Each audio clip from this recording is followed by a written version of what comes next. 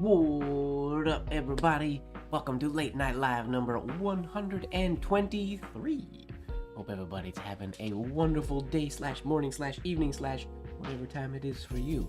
What up, Skeet? How you doing? I am quite well, thank you very much. What up, Oja Sweeney?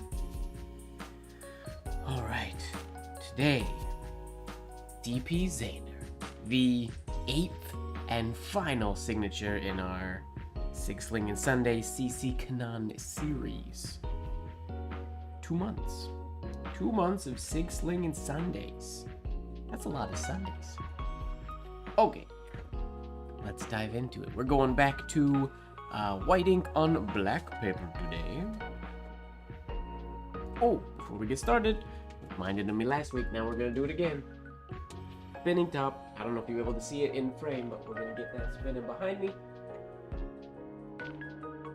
And you know what? While we're at it, we're also gonna be going for longer than an hour, but I'm gonna flip over the hourglass as well. Cause why not? Hello, Marilyn. What up, Jay? Welcome, everybody. What up, Z? Good evening to everyone. Alright. Now we got a fresh nib today, brand new. Never written with it. I prepped it. Hopefully it's prepped good enough. Because I was writing with my practice the past couple days, burgundy and navy ink, and some McCaffrey's as well, some black too. And I tuned that nib to get my hairlines looking a little bit better. And when I went to the white today to sort of dive back into that world, it just wasn't dark enough, or my hairlines weren't showing up enough for a stream. So, fresh nib. Everybody cross your fingers that it's nice. Probably not gonna give us the best hairlines in the world. Ooh, got some bubbling, so I'm gonna have to. If you like it, then you should have spit on it. Shouldn't have said that. Here we go.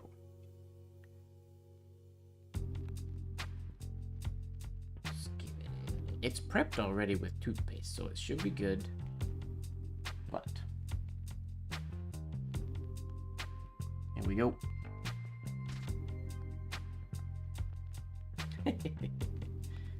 All right.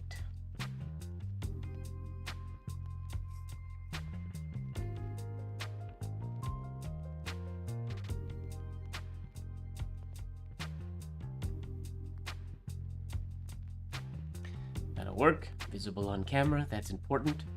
Not the best hairline in person, but I'm okay with it. I feel like today's not, I don't know if I'm gonna dedicate the entire thing just to working on this signature. I'm in just like a playtime sort of mood with my practice. I had some good practice sessions the past couple of nights rather.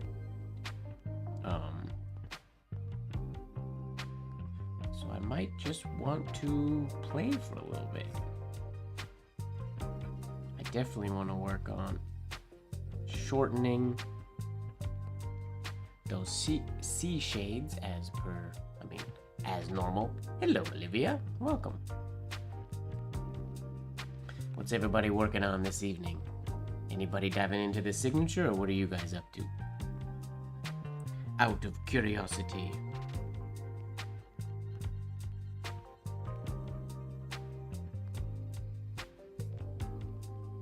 How is it October already?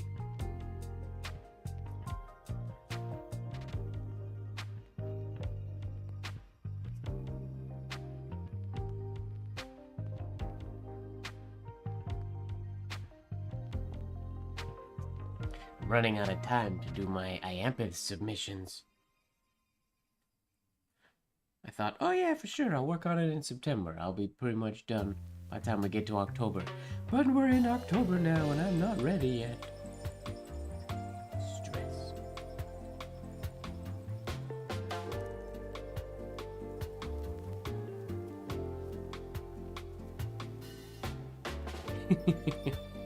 One and done. Hey, that works.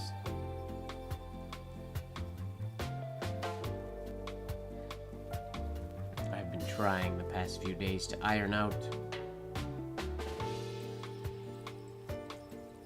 that letter right there. I'm gonna smooth out my capital D's a little bit. Let me get you guys a little bit closer here. Oops, wrong way. Just a little closer. Alright.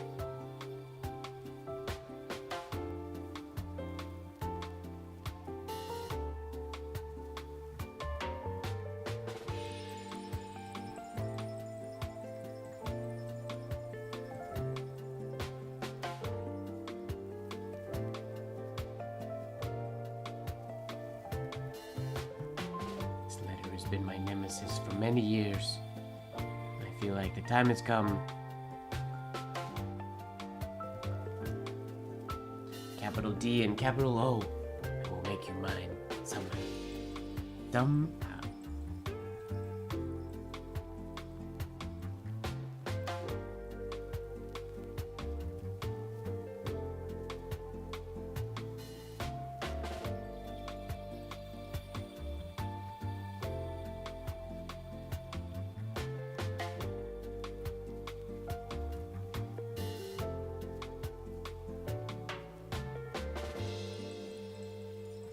I was actually going to ask if somebody would post a link today, because I was messing in the settings, and I clicked a setting that's supposed to show links, but I have moderation turned on, and I can't see your link, Marilyn, sorry. No links allowed. Can I post links? I've never tested that out before. I mean, I'm assuming I can. Yeah, okay, I can. So I probably can, and then maybe other people. If I had moderators probably could. Everybody's supposed to be able to. I don't understand why they can't. I've changed every setting in my channel-wide settings and in this particular setting. Yes. Nobody can post links. I really thought today was going to be the day, because I did a setting, and I thought that I would get the moderation that says, like, so-and-so posted a link, do you want it to post? And then I could post it. Because that's what I used to do when people said bad words and things like that. But that doesn't happen anymore, and I don't know why. Oh yeah, I know exactly where that tab and that checkbox. I've tried it checked, I've tried it unchecked.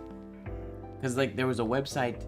Because under that checkbox, it says URLs are already automatically blocked. If you check this box, then you will get to moderate each one, which doesn't really make sense when the checkbox says block links, but I checked it to experiment because it's been unchecked forever for the history of my channel. So I checked it to do the opposite of whatever it was doing, and that didn't work.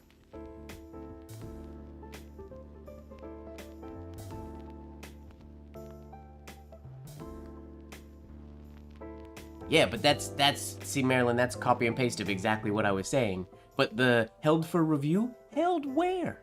I'm looking at my chat. I'm the person to review it. It's weird.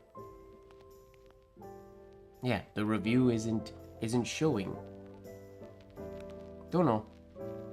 We just don't get links.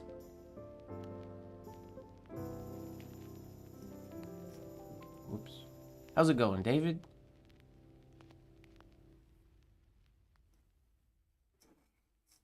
That's not too bad.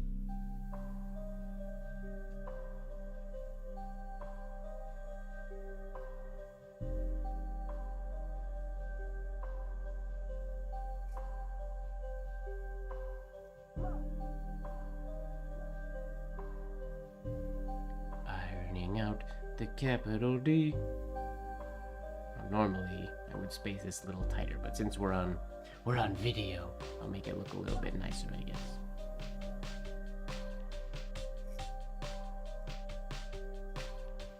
We'll call this our warm-up for today, and then we'll dive into the signature a little bit here. Woo! That was a good one. I'm quite happy with that one.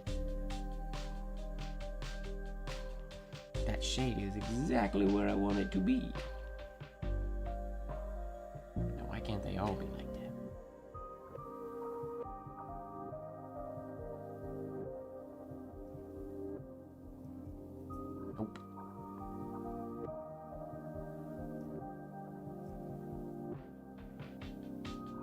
little bit more fluidity. I found that recently, I think this is due to just I haven't given myself all that many, or I haven't taken all that many sessions, good practice, dedicated, focused practice sessions. Streams don't really count, I don't think, because they're kind of their own thing. But I hadn't given myself enough dedicated just writing sessions lately, because I've been busy with some other things. And I think the fluidity and flow of my writing had been affected by it. So, trying to get that fluidity back.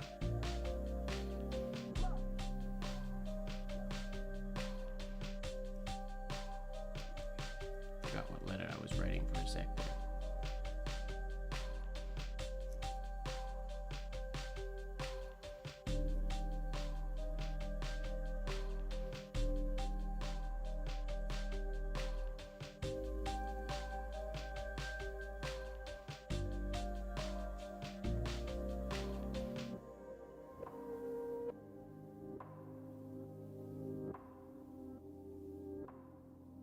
It's always good to have a protractor.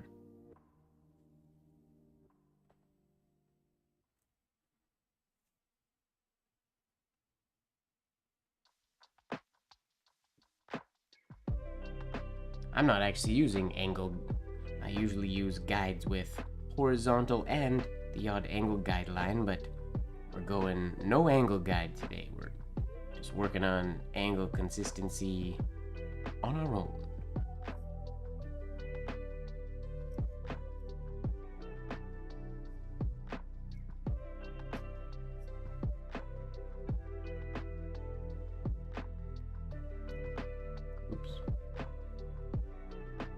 Pointed top.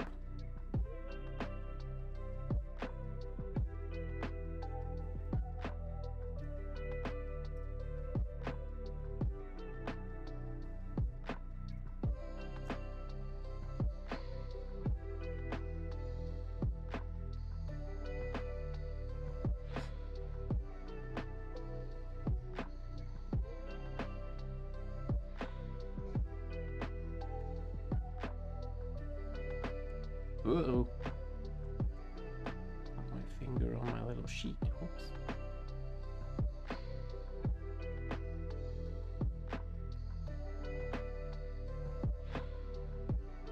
This site can't be reached? Really? That doesn't make any sense. My website should be live.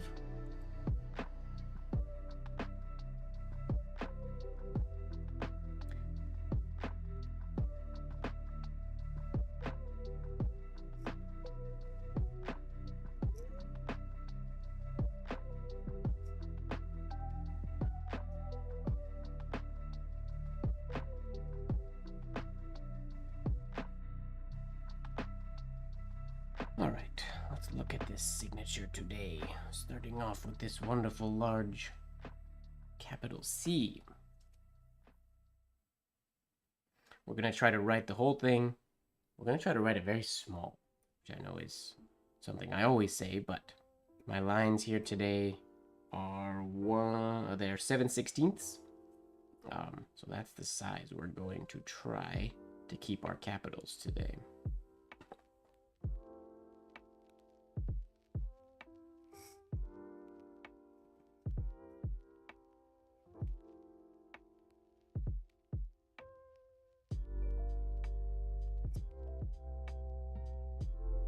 Those are very far apart, but his are very far apart as well. I feel like the flow of this signature isn't as hard as some of the previous ones, but I could be wrong. Ah, see, this has to be much shorter, because I don't have space to get in there now for the Z. Z's supposed to go between those two lines, but I'm going to have to take it over there because of space.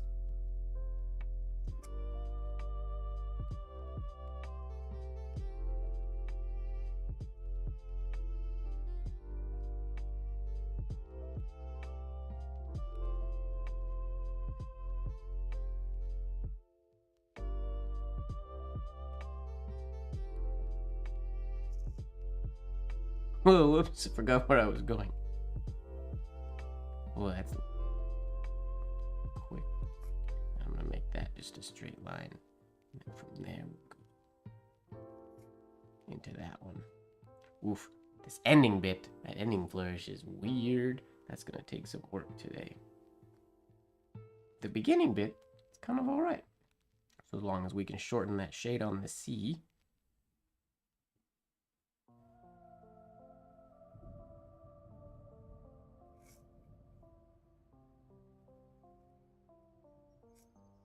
Ooh. So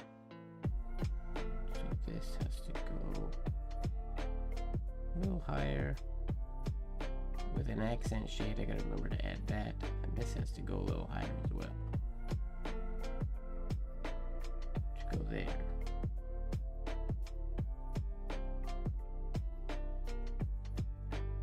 And there's room for this to fit in there. And then room for this to fit in there. Okay. Mapping it out.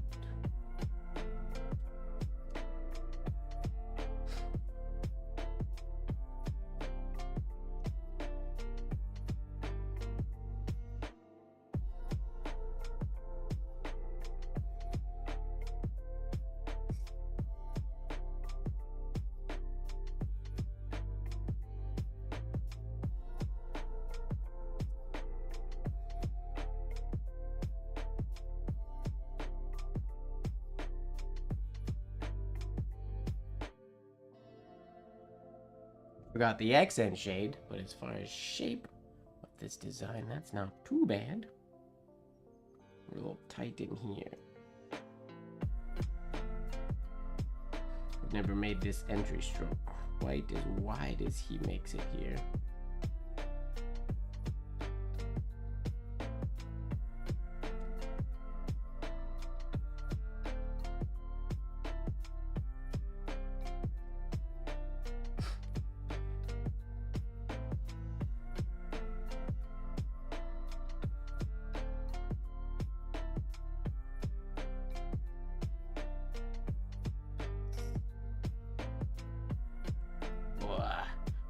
Finger on this page again. My fingernail keeps catching it today.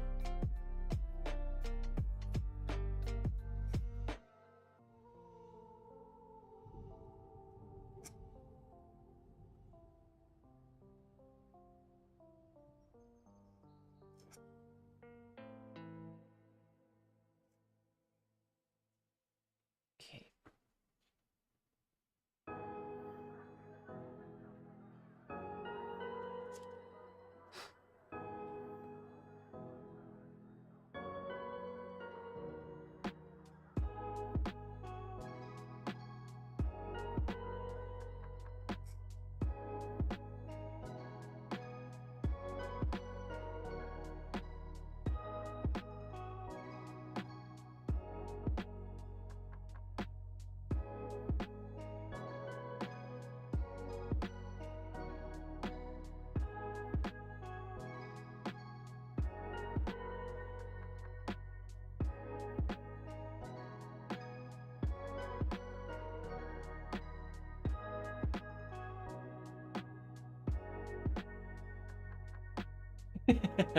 Thank you very much, David. This one, full honesty, I tried it a couple times earlier today, but not with ink. I guess, so I never really tried it. I recorded, where is it?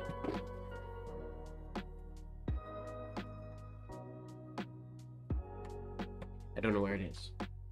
I recorded my breakdown of it a few hours ago, so I've stared at it quite a bit. But the interesting part about this one, the only strokes that are really new, like when we did the JS Prentice one, we did a very similar connection into a P, and the entry into the C is not specifically with this signature, but doing that entry into a capital C is a stroke that I've done before. Just going into something like that. The stroke that I've never done before is this double horizontal loop. That one right there. But technically, it's a very simple shape. It's a very comfortable pattern or comfortable thing to come out of the pen. The one issue that I have with it that I'm gonna have to fix in my own habit, I can feel, well, already, it's not high enough, I need to go higher, but every time I do it, it's the same issue I had with the entry in, I think it was last week's signature, and a couple weeks ago as well, that this is finishing the top portion of this oval, and then just basically making a beeline up to this one, instead of finishing that oval like so, not coming low enough, before it then connects, and then the rest is fine. And that's something you can see in all of these little quick writings that I've done so far. That lower portion of that oval gets cut off. And that's a habit of my own, or of myself, but I have not really swung at this one, but the patterns of all these letters are they're not foreign to my hand, I don't feel like. The one that is foreign to my hand is the exit flourish. 100% very, very foreign. Especially those little loops between the Mickey Mouse ears.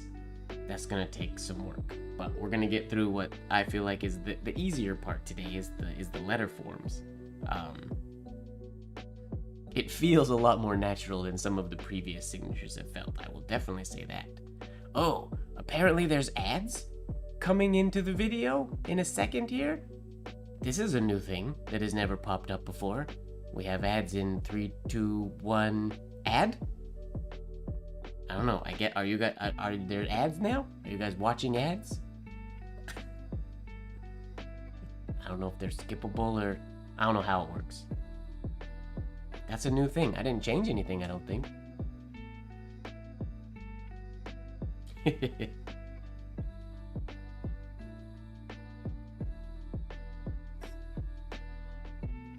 Whoops. Gotta hold your paper still. That was a rookie mistake.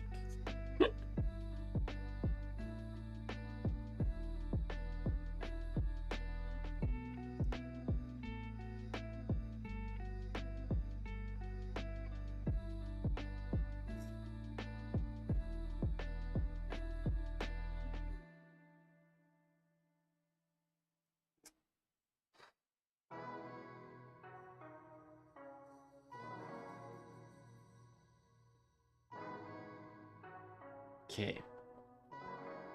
Now, I'm so in the habit of keeping this exit stroke after my C small from last week's signature. I gotta make that big so that this doesn't...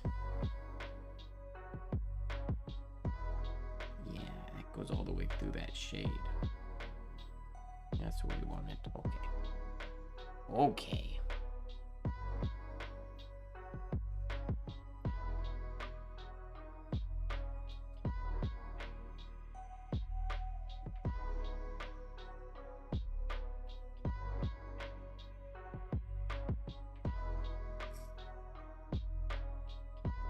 Ugh.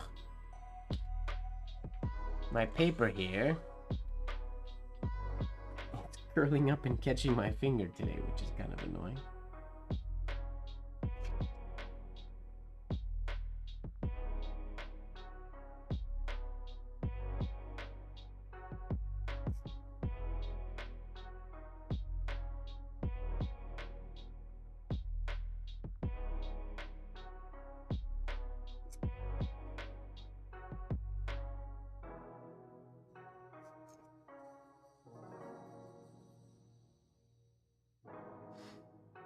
Adding those accent shades and getting this.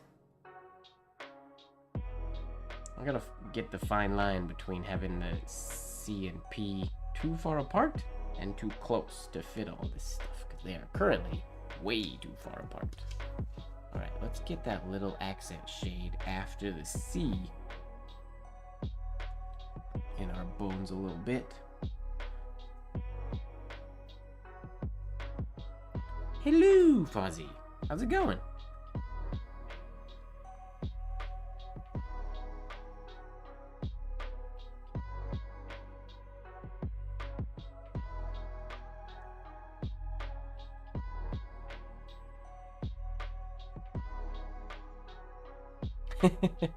Sweet.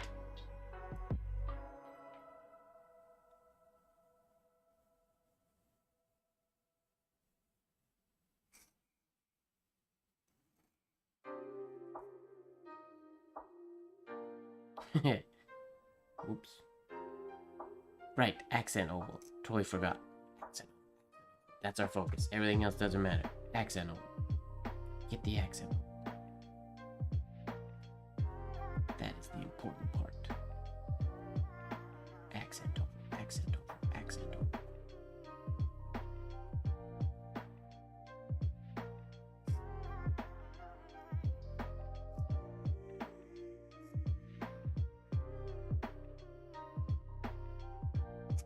Whoops, ugly shade.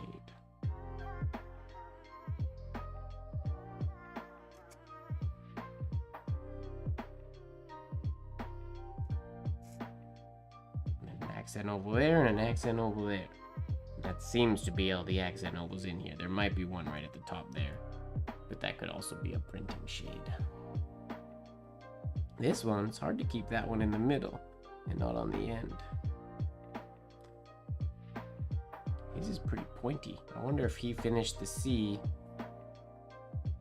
kind of like, I don't think he stopped there.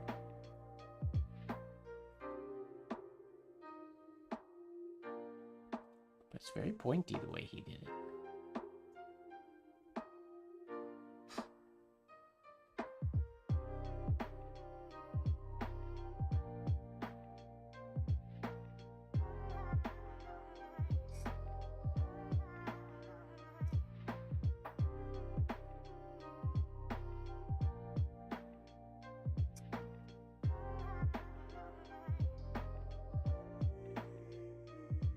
Taking my C so far below the baseline, and I don't have to. From last week the C had to go way below the baseline, or the H, I guess.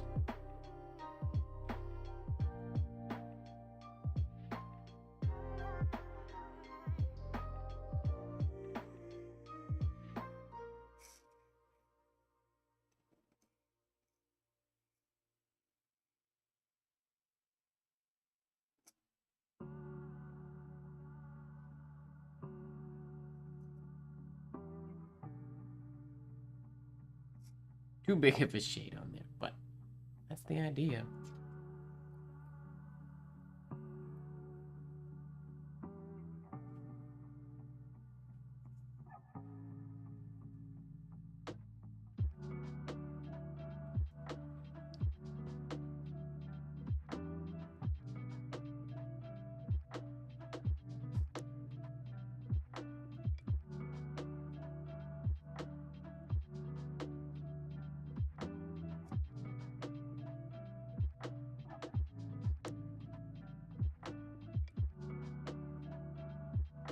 I'm wondering if I want to do that Z just in one stroke instead of splitting it up in two like I normally do.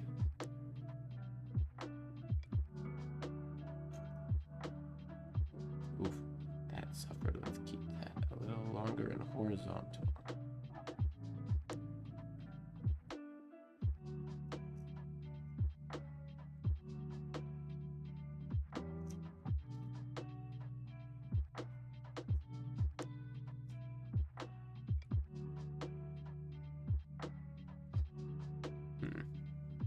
Can't decide.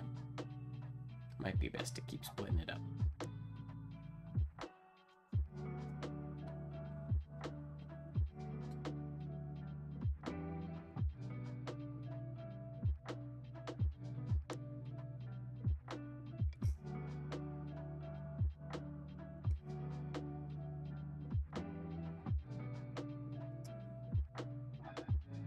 Too far.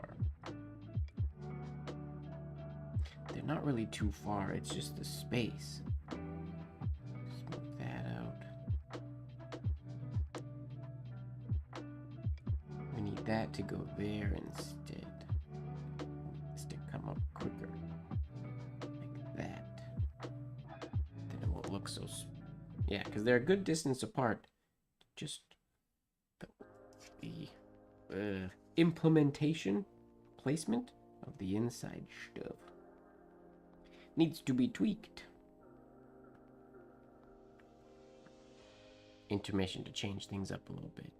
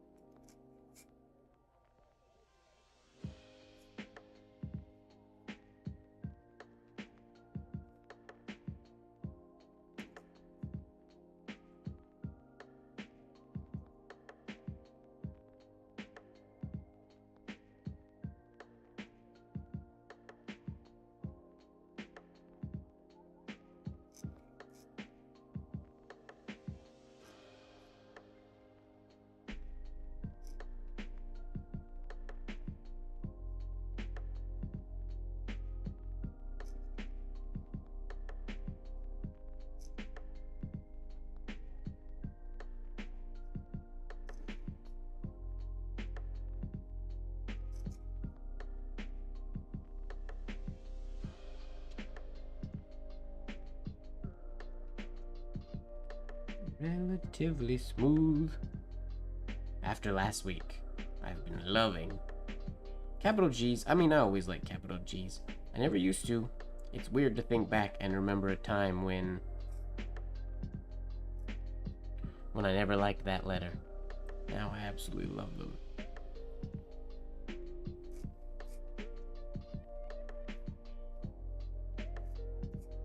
Little accent shade on that downstroke. Whew, they're just pretty looking. Purdy.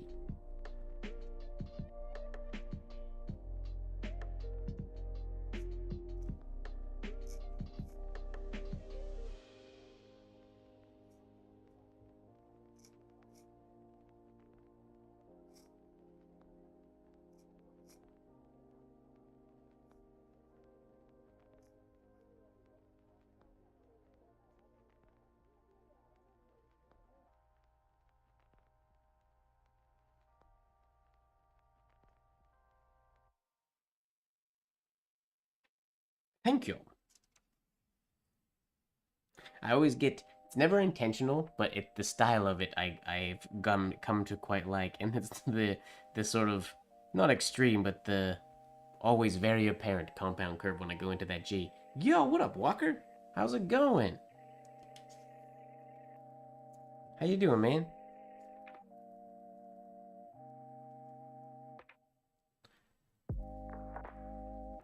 Is this... You haven't been to many streams. This isn't your first stream, is it, Walker? I feel like you've been here before, but maybe I'm wrong.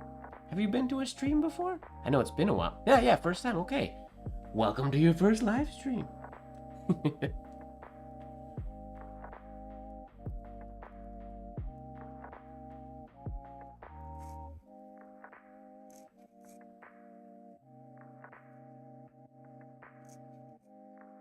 Get that accent shade.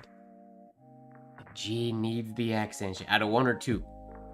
Option 1 accent shade is this one. I pushed it a little too far left though. Or number 2. That one. I like that one better personally. Me too, man. It's like I just said a minute ago, I think before you got here, it's weird for me to think back to a time I used to hate this letter. Hate is maybe strong, but I really disliked it. Like I felt it, like the capital J, which I love to write now, I used to despise. The capital G, I used to hate writing, and I really like it now. Maybe one day, it's hard to imagine. Maybe that one day I'll feel the same way about the capital D. I don't know if me and the capital D ever be friends like that, though.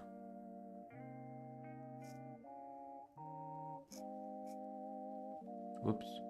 I'll cut that corner a little bit nicer.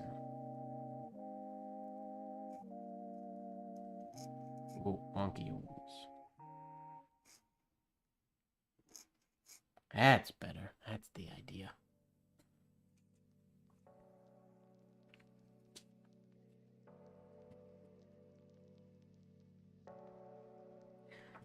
Well, I think it's kind of like anything when you get...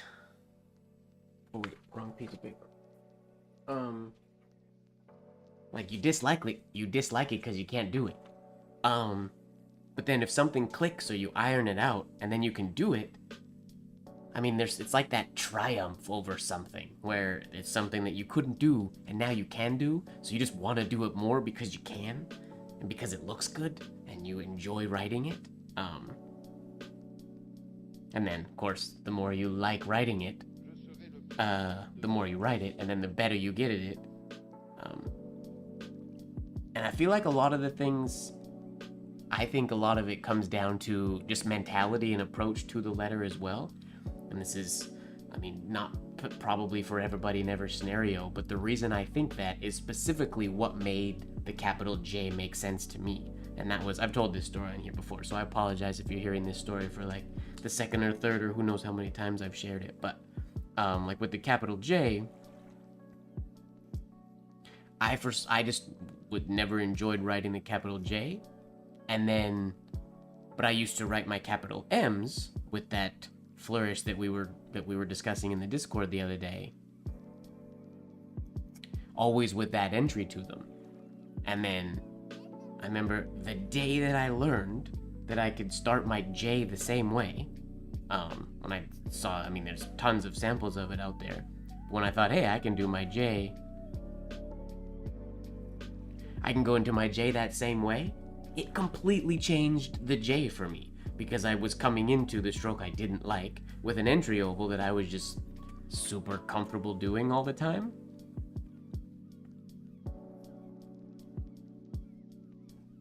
Yeah, just going into that one, and it just made the J palatable, and then from then on, I liked the J. I don't always place the descender shade where or how it should be or how I'd like it to be, but eh.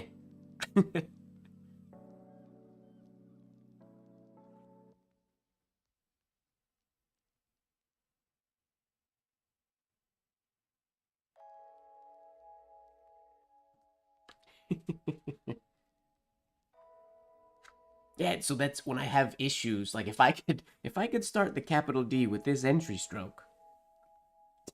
The capital D doesn't work that way, but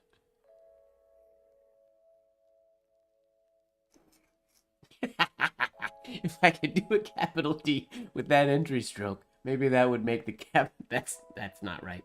But maybe that would make the capital D more palatable for me.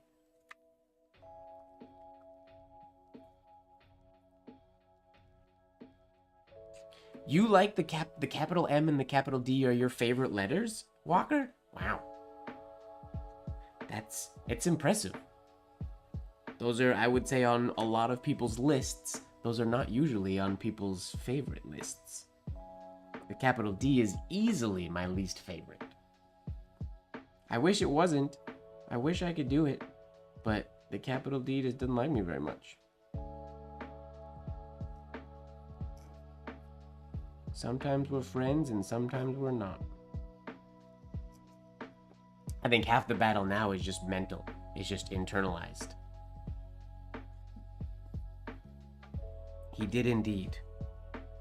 He wrote, well, there's I mean, Skylar and I have argued about it before. We've legitimately butt heads over it. Monteraz has a capital X that I legitimately, to this day, I know it's printed and it's in, I don't know if it's in books or in scrapbooks or whatnot, but there's in his Freak Capitals, I think it's the Freak Capitals alphabet series or alphabet run he does. His capital X, I still feel like that's a mistake.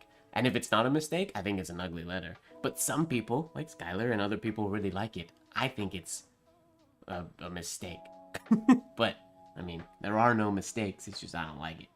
But yeah, he had some out there ideas.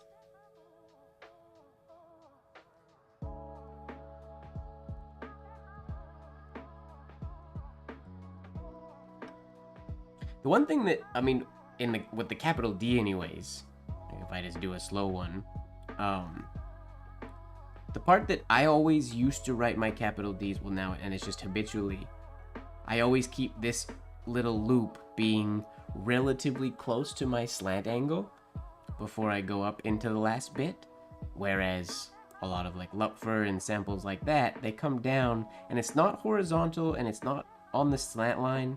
It comes down to like this like mid angle, which is always just really weird. I feel like my hand and my brain is just has tried to train me to not make that angle.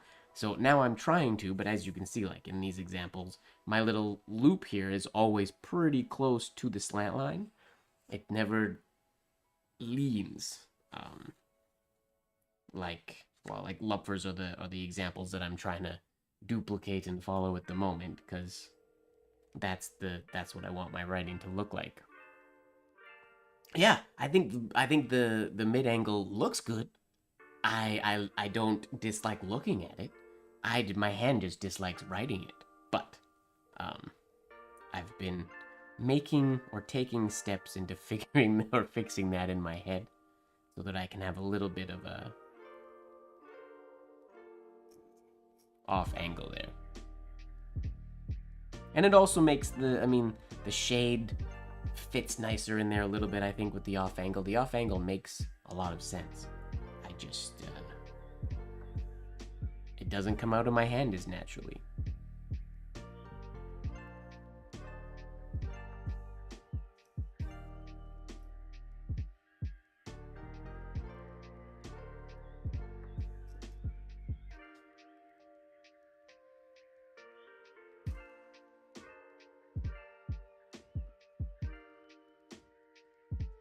Yeah, I think, well, there's a lot of, I think it's one of the things that because I've done it the one way for so long, and when I did Spencerian before I started doing, or I did ornamental penmanship before I started doing like rapid movement writing for a lot of years, so it was kind of ingrained, or it kind of got indelibly etched in my brain as that way.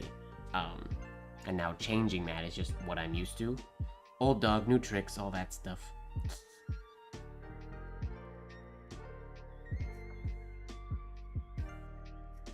Whoa. Nope.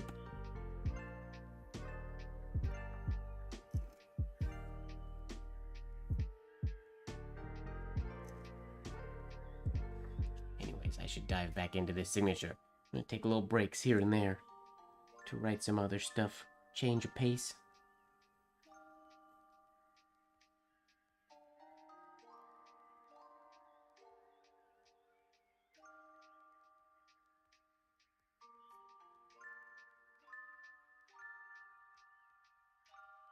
Ooh, that was smooth. I forgot the accent shade again.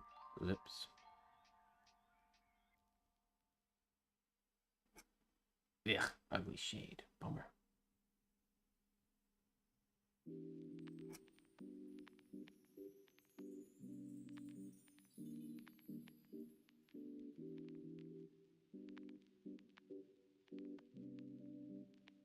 Now this exit stroke, or this exit flourish, this one's gonna take me some time.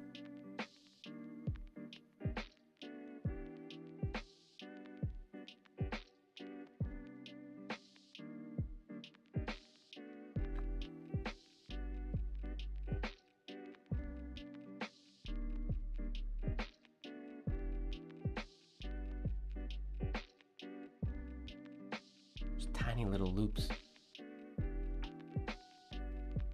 You're not the only one, Walker. I think a lot of people, they do. And I think a lot of them genuinely are retouched.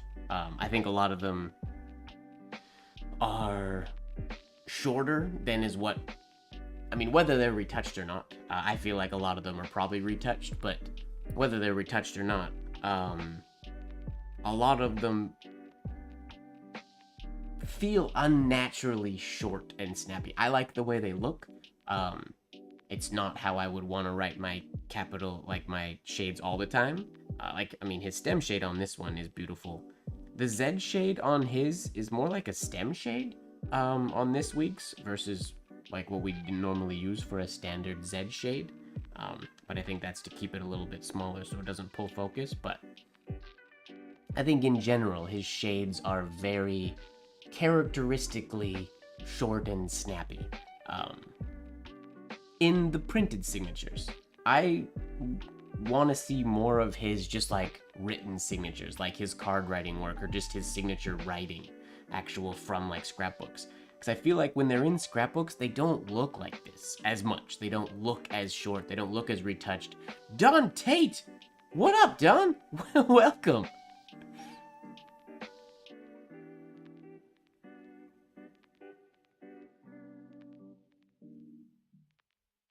Yes, you are very correct on. So, since you're well, you're new to the stream here, Don. Welcome. I'll explain to you what we're doing today. So we are specifically trying to replicate Kanan's this variation of CP Zaner's signature, which, and we're just discussing how Walker was saying the way that Kanan did his shades, he wasn't the biggest fan of them. No, Walker, I agree with you. I don't think Kanan's C shade... It's... The shape and placement of it would be fine if it ended, like, at the baseline. He cuts it off quicker than what feels natural. I will say, a couple times, every once in a while, I write it and it feels decent when you cut it off. I'll reference, actually, it was with a tempo or a rhythm change. It's not the capital C, but with the capital R. Like, because Kanan would do a capital R with, just as an example,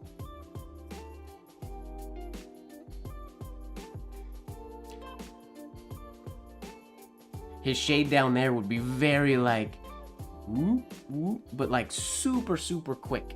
And I always found that when I do that shade, going into an exit stroke, the exit, it always ends up like that. So it has this super abrupt, and the way Kanan would do it, start, and then this not abrupt finish because you're accelerating into the exit stroke. But I found, and I've tried to do that shade many a times, and I just kind of always lived with it looking like this. But I found, was it yesterday or the day before that, I was just ripping through a couple, and I found that I could do that little stroke, and it was like, it's legitimately like no movement at all, finishing the shade, and actually like cutting it off, and then from almost static going into my exit oval is what created the taper into it.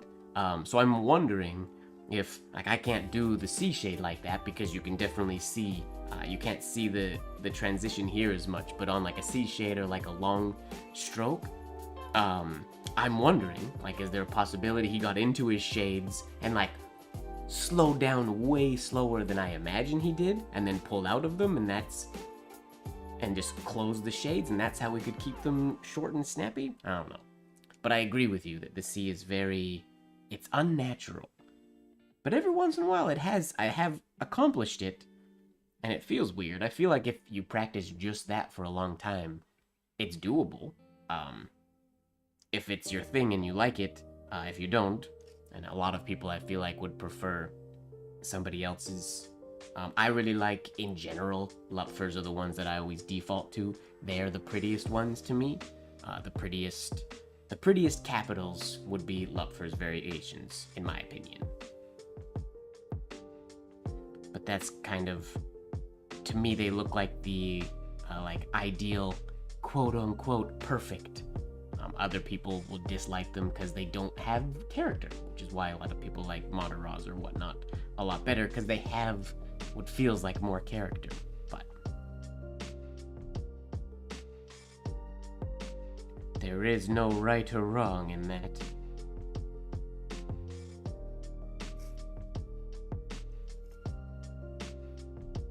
Oh, I forgot that accent oval again. Damn.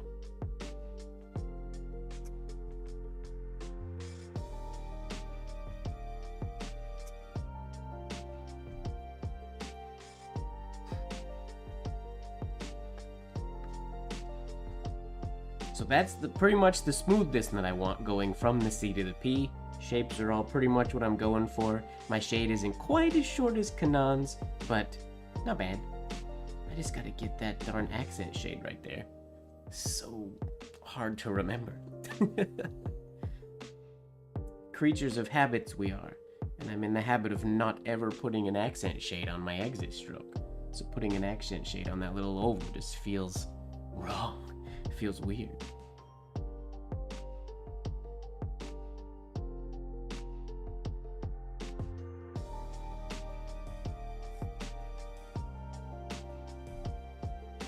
Forgot again. I thought about it when I was about right here. I then, whoops. Okay, I need to have that be my singular focus.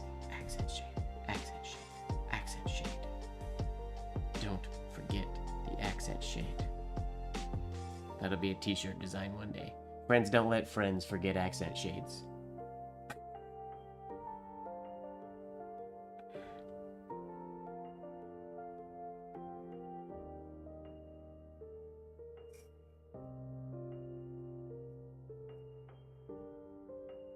It's a little bit of one.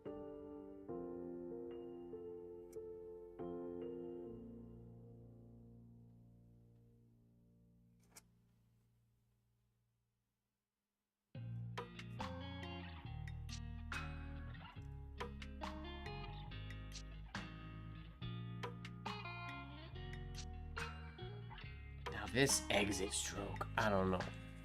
This one's gonna take maybe too much work.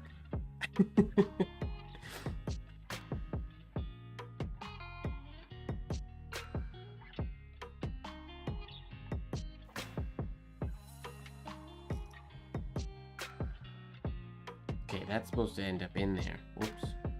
And that's ugly.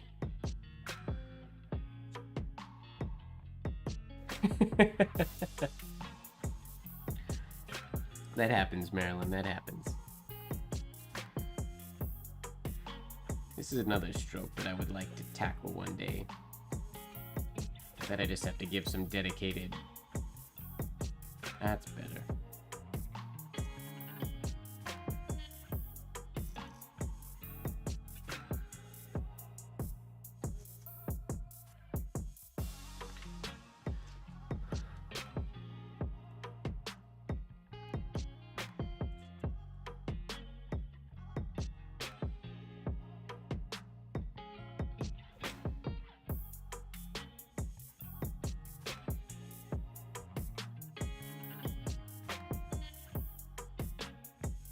I think a lot of people would be under those same picks as favorites, Walker.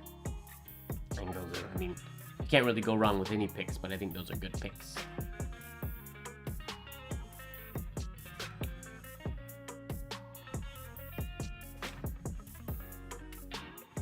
This stroke has stressed me out for... I can't even tell you, Walker, how many pages I've done of this, like, pattern, trying to get the timing right, because that's what this one is for me. It's timing. Because I mean, the shade happens so fast, there's that little bit of pressure, but it's so easy for it to be too late on the bottom side, too early on the top side, or too long. I mean, too long is easy. And then when I get it, as soon as I try to get it, like when the cool thing about, well, I'll say not cool thing, but if you make it long, what makes it easy is when you put it long, you don't notice when it's too early or too late. The more you shorten it, the more you see that blob in the wrong spot. It has bugged me for a while. I don't think he's here this evening, but James, Lurker James is one of the ones who I've watched do that stroke just effortlessly, basically every time I've seen him write it, and it's infuriating because it's given me so much trouble, and it never has not stressed me out, but it's gotten a lot better.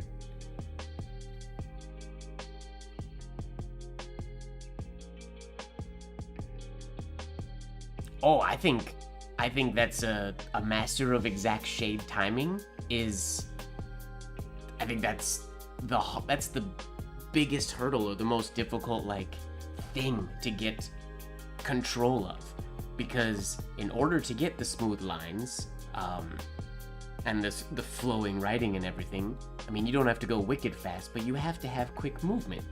And when you're having shades, like to do a Kanan C, for example, like, I don't shade very long. These shades are happening in fractions of seconds, and they come down to the baseline basically every single time. Even when they're short, they still taper down to the baseline.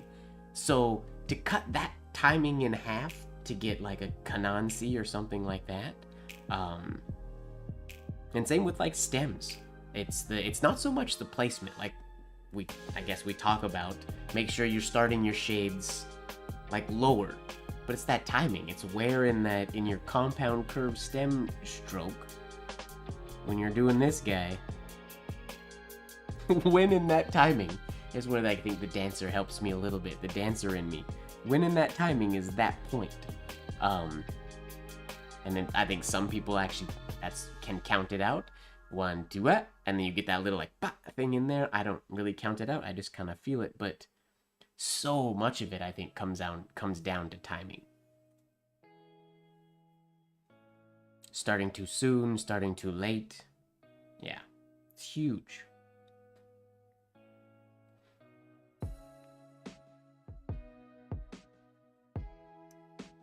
Now, I feel like I've asked you this before, Walker, but I can't remember the answer. If you have answered me, I apologize.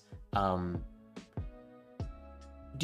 much do you slow down when you write? As far as like when you add shades, do you change your speed, or do you try to do like a perfectly even sort of tempo when you write? You know, my goal is even tempo, but I definitely slow down sometimes, and I don't know what my goal should be. My goal has always been to write at an even, smooth, consistent speed, and then the shades just sort of happen within that speed. but I have found certain points where slowing down is obviously beneficial because it gets me the shade placement right, but inevitably, a lot of times, most of the time, not always, I notice a loss of quality in my line. I can see my slowdowns, and that bothers me, so I don't like slowing down. But I'm curious, do you slow down? Do you not slow down? And same question to anybody else in the chat, anybody else who's here.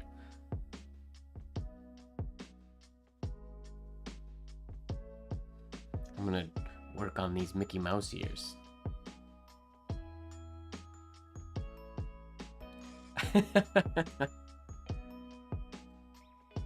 It's not a problem, Fuzzy.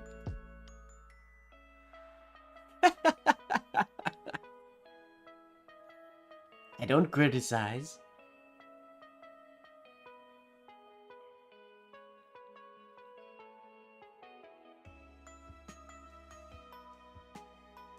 Okay, these have to be smaller.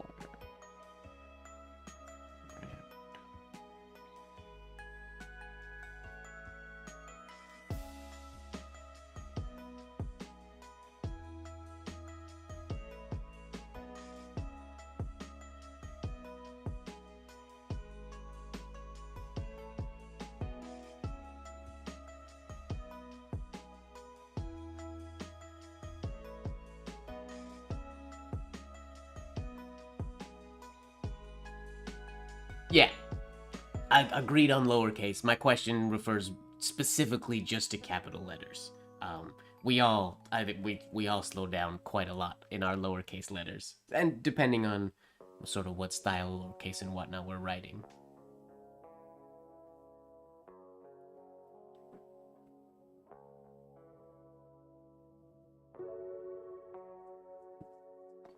Okay, Marilyn. So you're slower around the big stuff, and then quicker around the small little things. That makes sense. Yeah, I don't feel like I've ever actually noticed this signature in the book before. Like, I've obviously seen it because I've been through this book so many times. But I don't really think I've noticed this, like, legitimate hidden Mickey in this signature. Oh, the opposite. You go fast around the big stuff and slow around the small stuff. I mean, that makes sense as far as the way that works, the way your muscles want to create the things. Slowing down on the small stuff.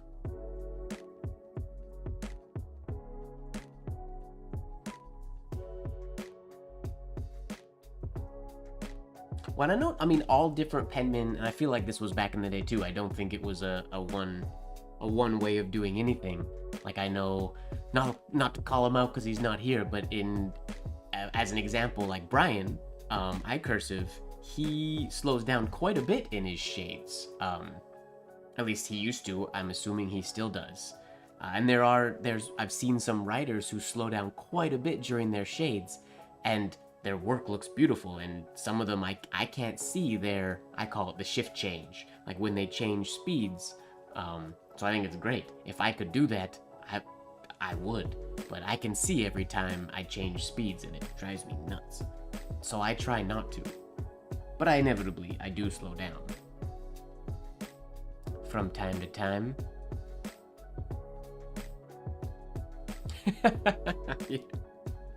You are correct in that, Fuzzy. Of course I remember Henry.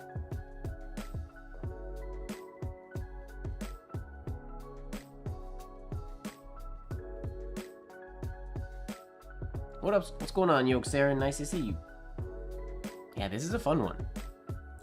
I really feel like, especially since from the past, I guess, 7 weeks that we've been practicing these signatures, a lot of the flow, the CPZ flow is pretty natural and easy. It's just a matter of placement.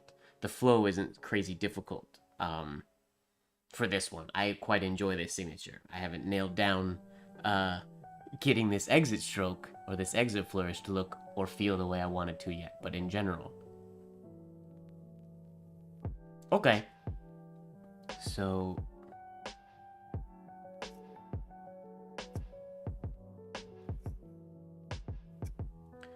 slowing down on that shade. I think that's cool. I wish, yeah, it's a fool's errand, but it'd be cool to have a video of like so many people doing like the same strokes. This is how so-and-so did it. This is how so-and-so did it. Similar to how like there's articles of all the different penmen sort of grips and whatnot. Everybody kind of writes slightly different. Now here, because I don't know the answer, but you would know because you're more familiar with the way both of them write. What does Walker do it the same way as Richie? Does Richie slow down as well?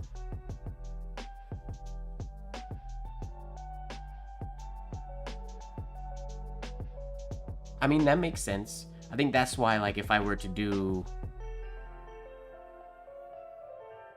I slow down, like, the tempo shifts right about there so I don't get into that, super short hairline. Ooh, off to the cinema. David, have fun. Enjoy the cinema. I may be, it's possible. If we're still here, we'll see you later. If not, have a pleasant evening. Okay, so you do the same way as Richie. So Richie doesn't slow down? Cool. See, I love that. Even between... Yeah, like, they're both incredible ornamental penmen, and they do things differently, which I love.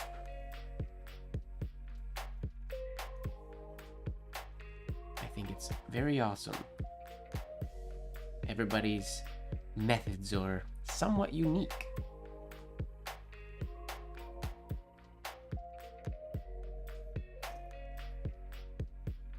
Okay, that's pretty much what we're going for. Shade's ended a little too early, but that's okay. That's the shape. And I do think I'm gonna lift there so that I can get that hard point, and then I'll come back in and finish it off like that. I think is how I'm gonna do it. I feel like if I try to do the whole thing in one, no, I'm gonna mess up that little shape there.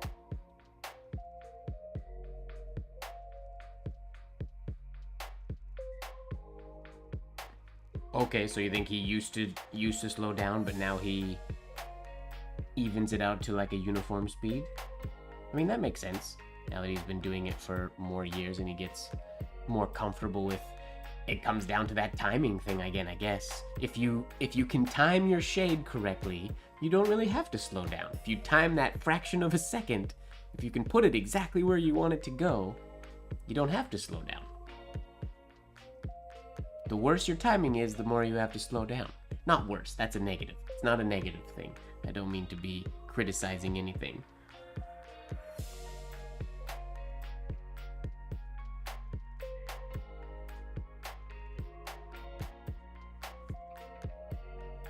Reitmeyer's Penman's Paradise. I will be honest, I do not know it. I will definitely look into it. Thank you.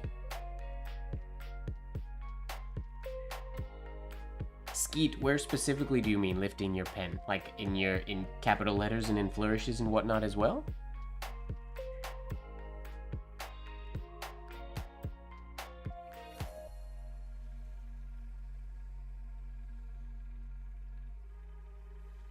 Didn't get a big enough loop on that one. And then I also have to add an exit or a accent shade right there. I'm so focused now on getting this shape right, I've lost my nice shade shape and placement.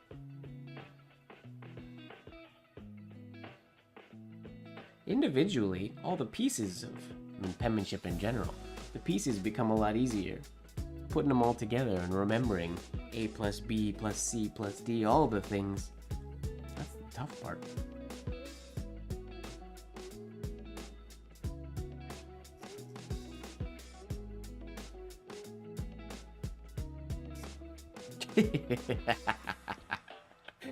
Super wonky ovals. But fun. Gotta have a little bit of wonkiness now and again. You lift before the shades? No, Skeet. Stop it. I mean, do what you want. But no, don't stop and lift. That's too hard to hide. If you can hide it, then by all means do it. But, oh, that's risky. I could never. It would stress me out too much.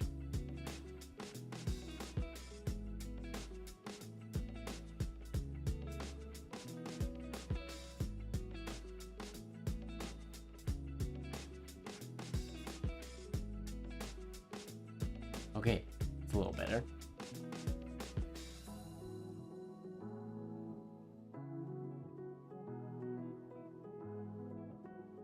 Forgot the accent flourish.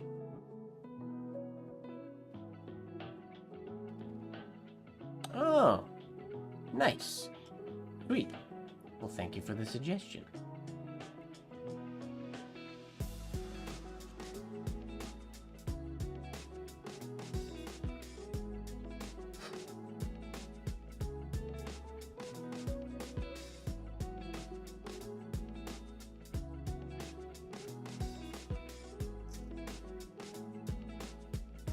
I gotta make this first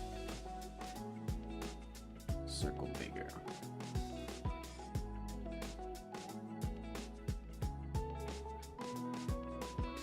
Oh, geez. I made tea and I totally forgot. I've been taking a single sip of it, and we've been here for an hour already.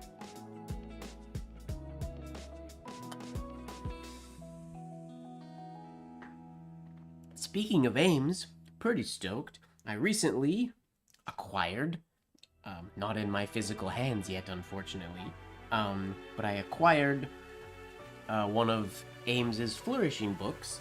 I overpaid a little bit on it, but it is signed by him, which is why I paid what I paid for it. I won't have it until January, but pretty stoked that it will be a part of my collection at some point next year.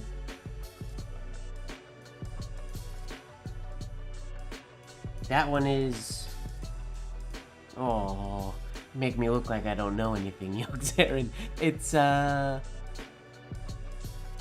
Ames...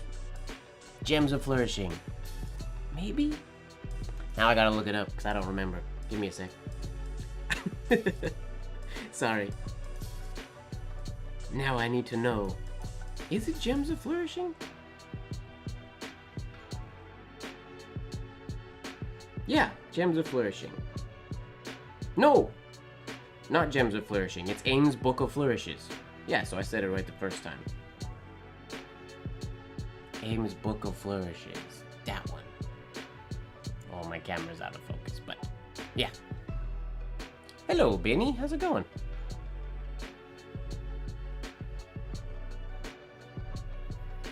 Oh, Dawn. I don't have hardly any. My collection is basically digital.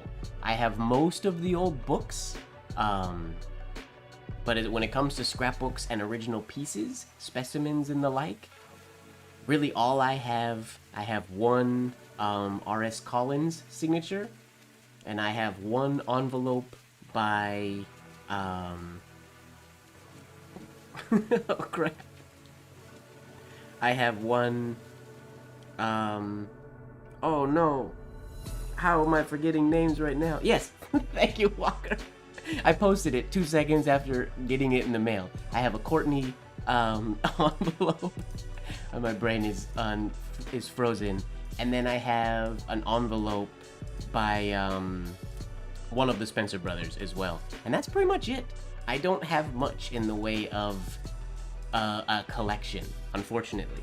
I got into the collecting game a little bit late compared to people like Skylar and other people who've been doing penmanship as long as me. And as a dancer, I could not compete. I can't compete with I'm an artist. I can't compete with a lot of the bidding wars that happen in some things. But I've been relatively lucky with a lot of the books and things that I have, and what I do have in my collection. But most of my collection is books and not specimens. I would love it to be specimens. I'd love to own some scrapbooks. but I have my digital collection is extensive.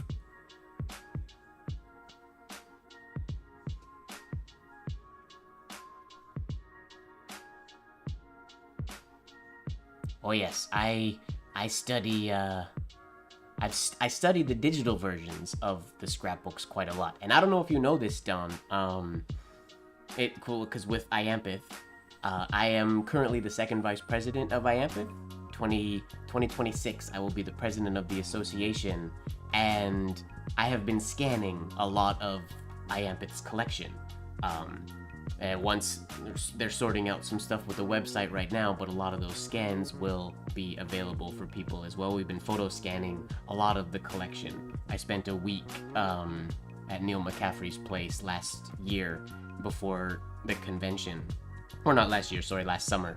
This past summer before the convention to get a lot of that stuff digitized. And while I was there, I also digitized some of Neil's personal collection because he has quite a nice collection as well. Benny, it's funny that you mention the compendium, because I have an original of the black cover New Spencerian compendium, and I legitimately had it on. It was right here earlier this afternoon.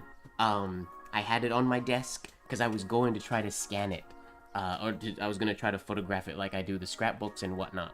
But just right now, the way the sun was today and the way I'm trying to do it, because I need a piece of glass to flatten it, the reflections of all of my ridiculous camera work and stuff was crazy. Because normally I can do the scrapbooks flat page, so I don't need a piece of glass to hold them down. But the physical books, like the New Spencerian Compendium, I need glass to hold them down. So do know that scan is coming eventually. I did pay when I first got it. I only had it for a short amount of time, and I gave it to, I gave it to a scanning company that was supposed to do high quality scans for me, and they did, and they were garbage, and I demanded my money back after a whole long time, and it was a whole debacle. But I am working on getting it a better scan of it for people. It will be done eventually. It's just, there's been a few snags in the road, but it's just funny that you mention it, Benny, because I've had it for a while now, since that first initial scan, and I legitimately, like, 2 days ago, had it on my desk trying to get good photos of it, or better photo scans of it, and it just wasn't possible I need to set up something to stop the reflections. I have some velvet that I need to try to, like, hang over my desk when I do it, to try to get that, but that will be, I say it here now, that is something that will happen at some point. Maybe next year, because I'll be going to visit Neil again to take care of more of the collection as well, and to rebinder a few other of the old scrapbooks that are falling apart. When I'm there, I might bring this book with me and do it as part of sort of the collection. Maybe I won't bring my own. I'll just take pictures of the one that IAMPITH has, because they have the same copy that I have. So it is on the way, eventually. I thank you for your patience, everybody, in me doing all of this, but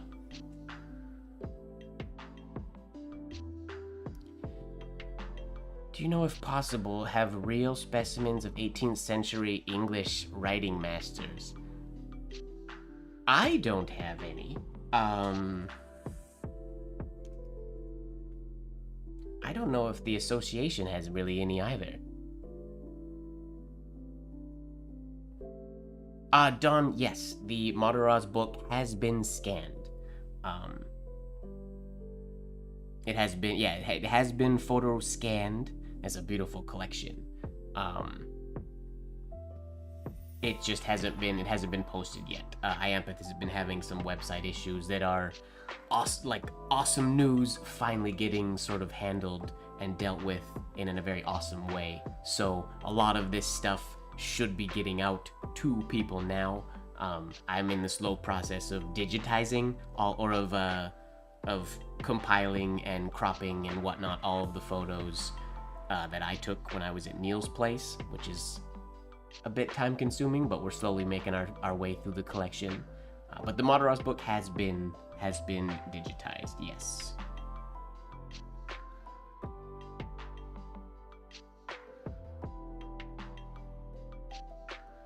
Oh, yo, Zaner, I know. I'm well aware.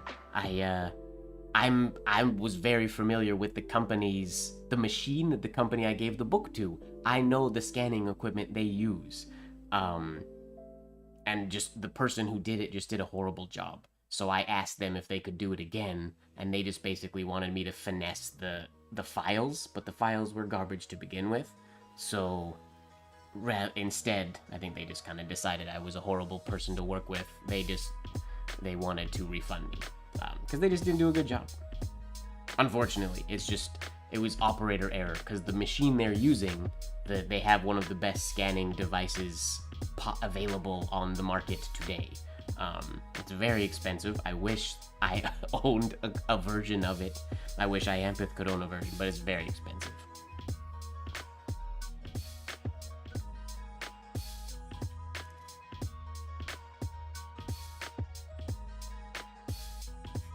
That's the idea. What up, Shaq?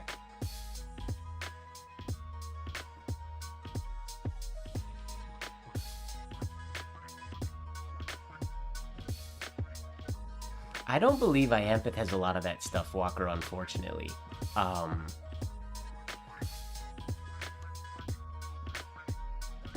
I feel like collections in Europe would have a lot of it.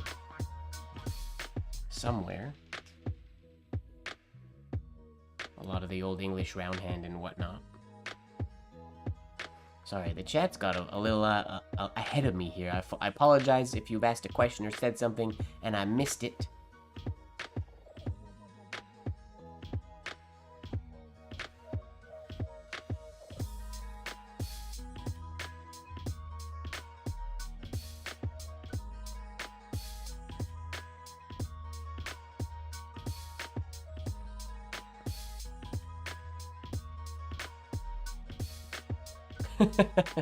The issue with getting the scanner for iAmpeth, like iAmpeth having, it's more than iAmpeth needs. Like a lot of those scanners, they're pretty much designed for books. iAmpeth doesn't really need a big fancy scanner for the scrapbooks because the scrapbooks can be taken apart. They're not like a bound book that the pages are going to be wobbly and stuff like that. Most of what iAmpeth has can lie flat. So most of what we have can be digitized the way we've been digitizing it, or the way that Neil and I have been doing it recently. It's just a matter of now, and it's taken us a number of years to get the ball rolling, but the ball is rolling now.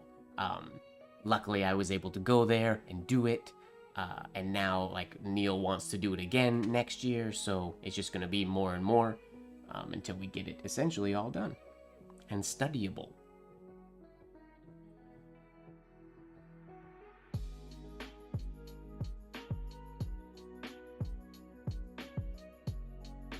Well, that's too bad, Walker. He's been on a mission.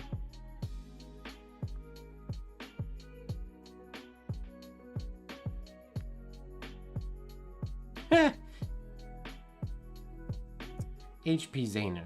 That's last week's signature. That H. Whoops.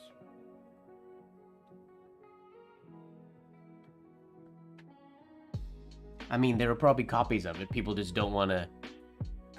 I mean, I wonder if they're just all in private collections.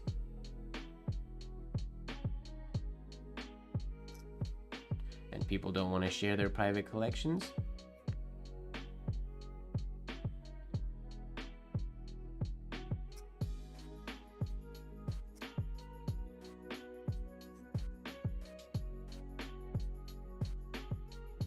Alright, let's get back to the signature. This exit stroke needs some figuring out.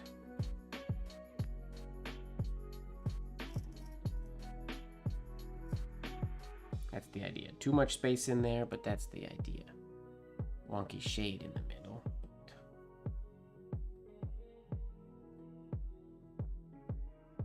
Don, I'm so glad you came by. I didn't know if you'd come by when I mentioned it on, was it Instagram that I told you that I go live every Tuesday? Yeah, every Tuesday night we do this. They're not always signatures. Just doing different ornamental penmanship things every week, playing.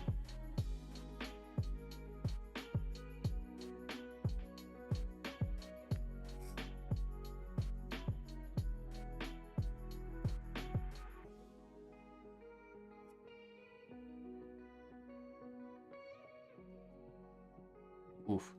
Cut that last shade a little too sharp.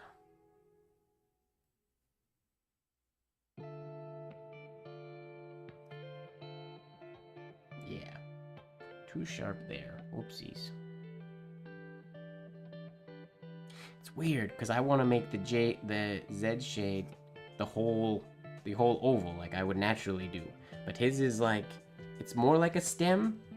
It starts at the halfway point, but still ends like right here. So it's like it's not a stem, it's like cut off.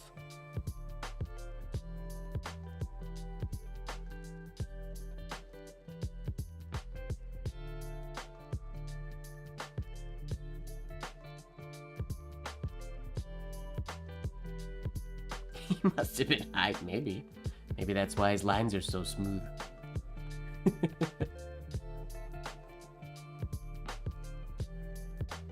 Yeah, I feel like that happens a lot, unfortunately, Walker, with people's private collections. Everybody wants to hold their thing. Mine, mine, mine. Share, share, share is the way it should be. I mean, yeah.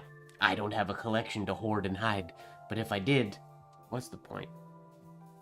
I want to digitize it so I can study it on my phone when I don't have the book and whatnot as well, so if I digitize it, I want to do that for me anyways, and then I might as well share it.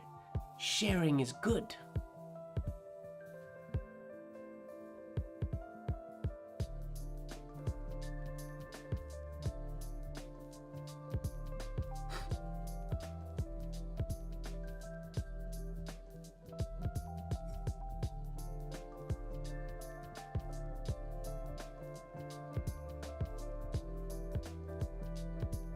Oh, that P is a little too tall.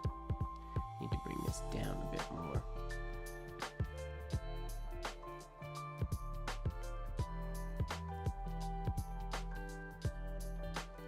That still is too abrupt. Better though.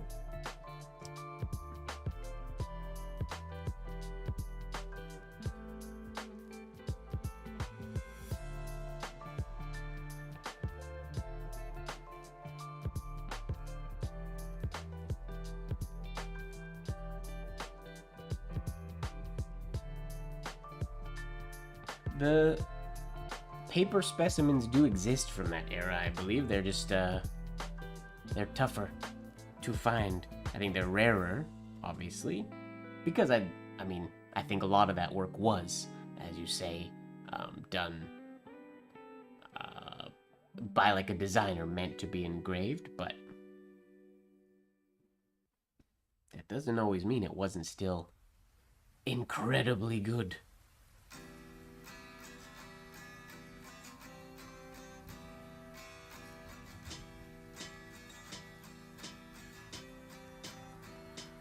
Too high again with the P.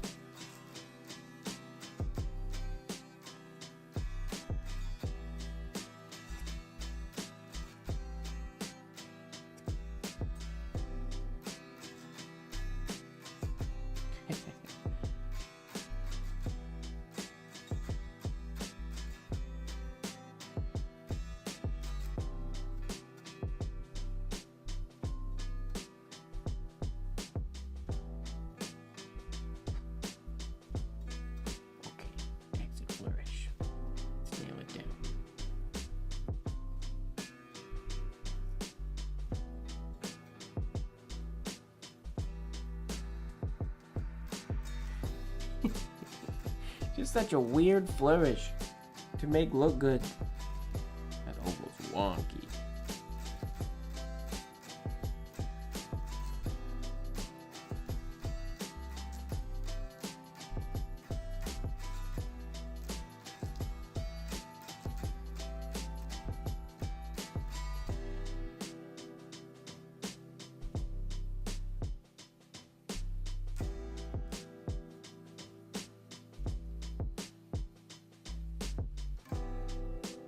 Some of them did, yeah.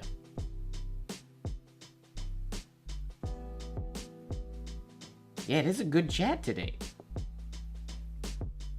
Walker, you gotta come more often. You gotta come every Tuesday. Actually, I'm gonna put the bug in your ear right now, Walker. let's do a joint stream. You can come on as a guest one week. Work on a signature or work on a design or something with me. I've been trying to get Brian, but he's too busy all the time.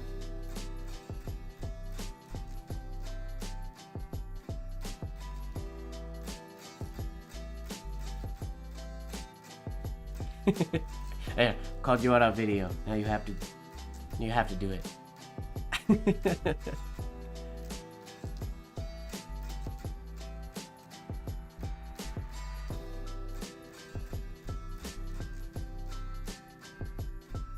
I would say done for North American penmen, certainly, yeah.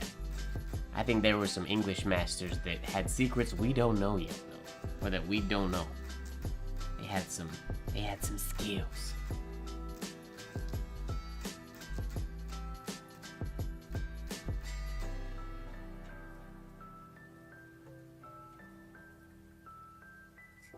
Okay, that's the idea. Shade's still no good, but that's okay.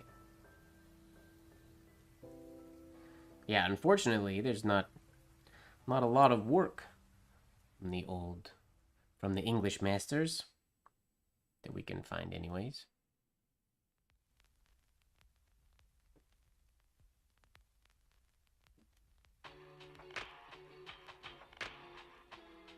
Yep.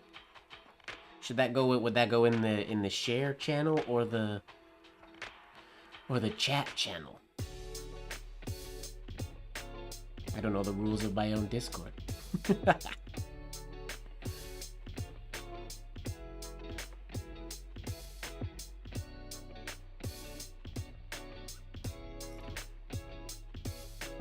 Okay, I gotta fix where that shade is going now. That's the idea.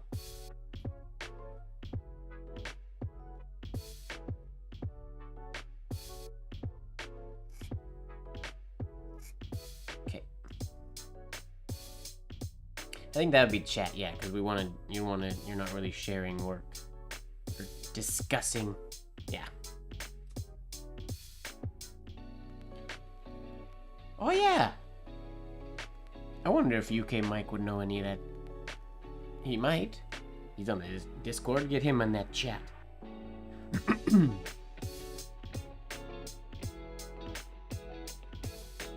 Unfortunately, UK Mike can't join us here live most weeks.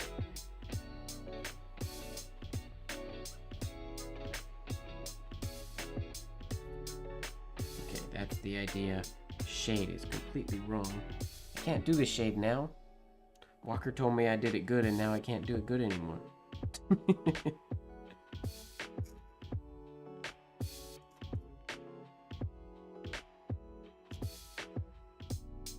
Okay.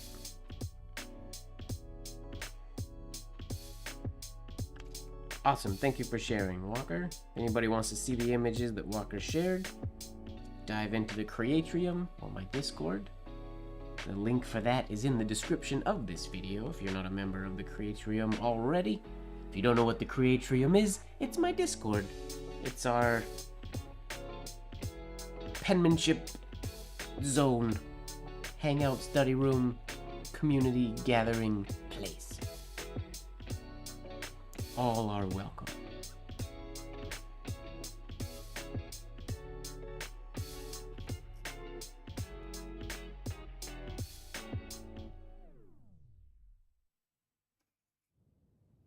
Okay, that's the smoothest that exit has been yet. That's good.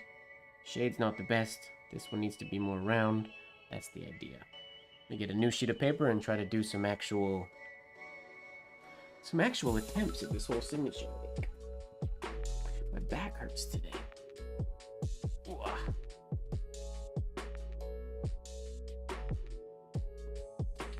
You're good, Walker.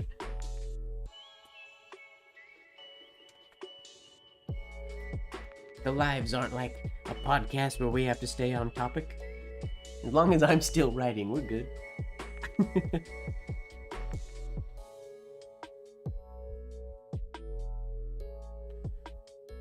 Currently done, I'm using a brand new, I just prepped it like an hour ago, Leonard Principle, I think? Yeah. The only reason though that I prepped this nib, I was using, I'll show you the nib I was using earlier today. Ooh. It's also a Leonard Principle, but it is not a new one. And it is sharpened. I sharpen a lot of my tips.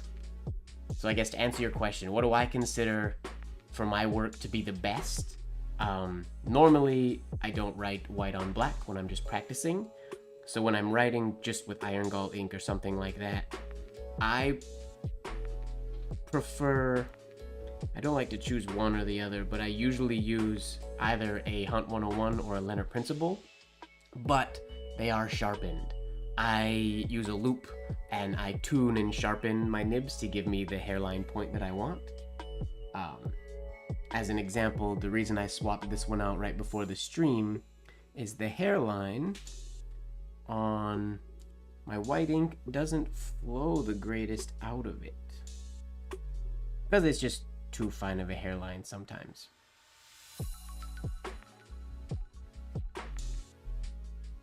Well, that looks really nice. Before the stream, it wasn't writing very good.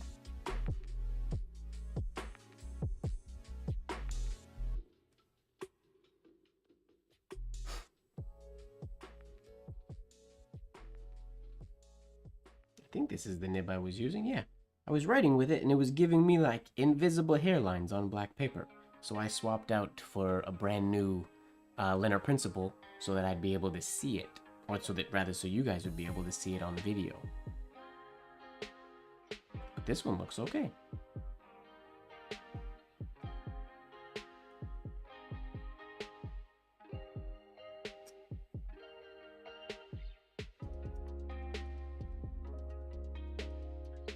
Oh, I was gonna do this. So used to Zaner's regular signature. That's not how I'm supposed to end this one. Like that. But in general, Don, I normally use a Hunt 101 or a Leonard Principle.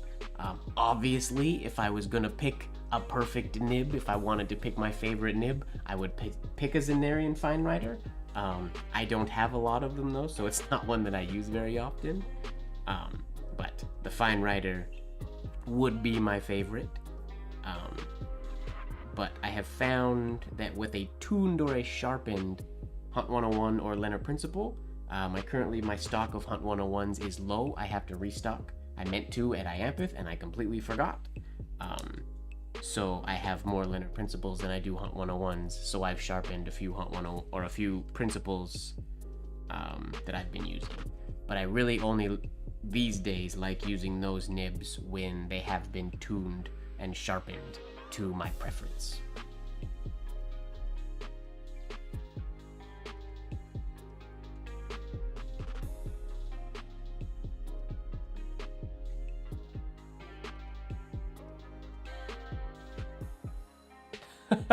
Was there another ad?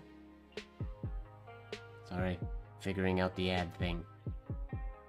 Well, here, I'm gonna just stick to this nib now. I like this nib. It wasn't working before. I'm glad it's working now.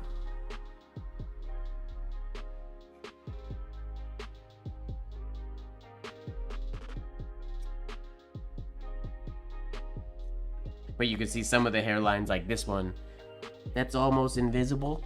So I didn't think that was the best for stream. It was giving me a lot of those earlier.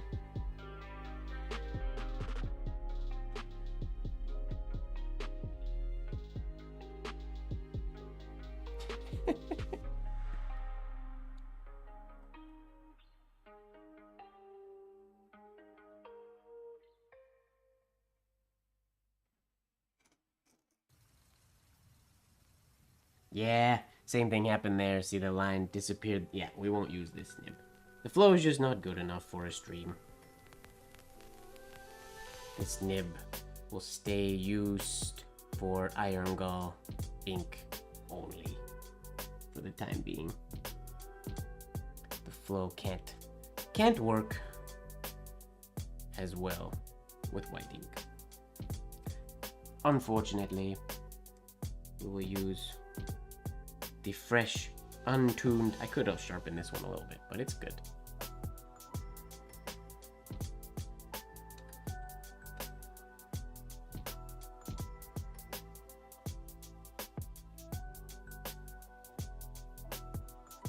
I'm curious. I would love to try the. I'm curious about the combination of, because a lot of the penmen would use, like Arnold's Japanese ink with writing fluid, also Arnold's writing fluid, diluted with writing fluid.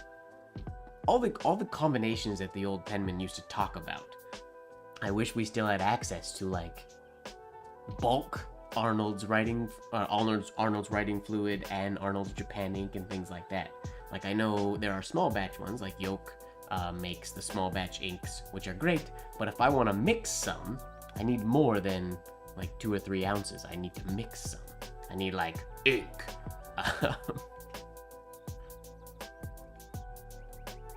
Yeah, like I would love to experiment with those things.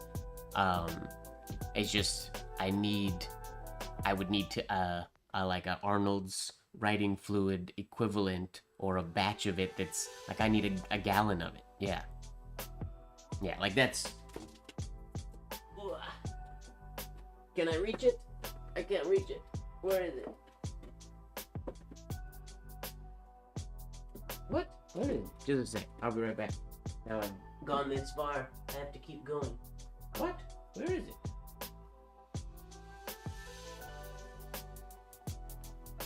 We have a problem, Houston. Where's my ink? My big bottle of ink is missing. It's always right there. It's huge. Where did it go? Not in the ink drawer. It doesn't fit. It's too big. What? Literally a liter jug of McCaffrey's ink has gone missing. How is that even possible? It's a liter. What did I do with it last? Where did I put it? I don't know.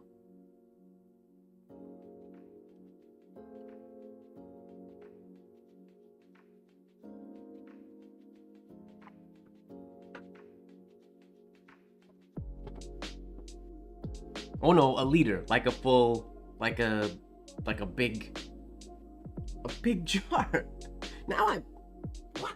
And I can't leave I have an idea where it might be in my room. But this is really bizarre. Where? Since the day I bought it, it's been right there. It's in this one spot. No, it's not in the fridge.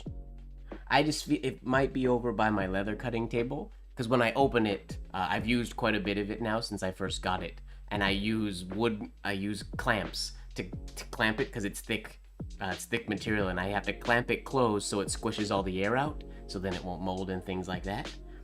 And it might just be over where like my wood clamps and stuff are. But that's weird that I didn't put it back where it belongs. It belongs right there. Anyways, I can't show my demonstration, but like with McCaffrey's ink, I have a liter of it, so I need that for like all the ink. So then when I mix and match, you can actually mix and match some.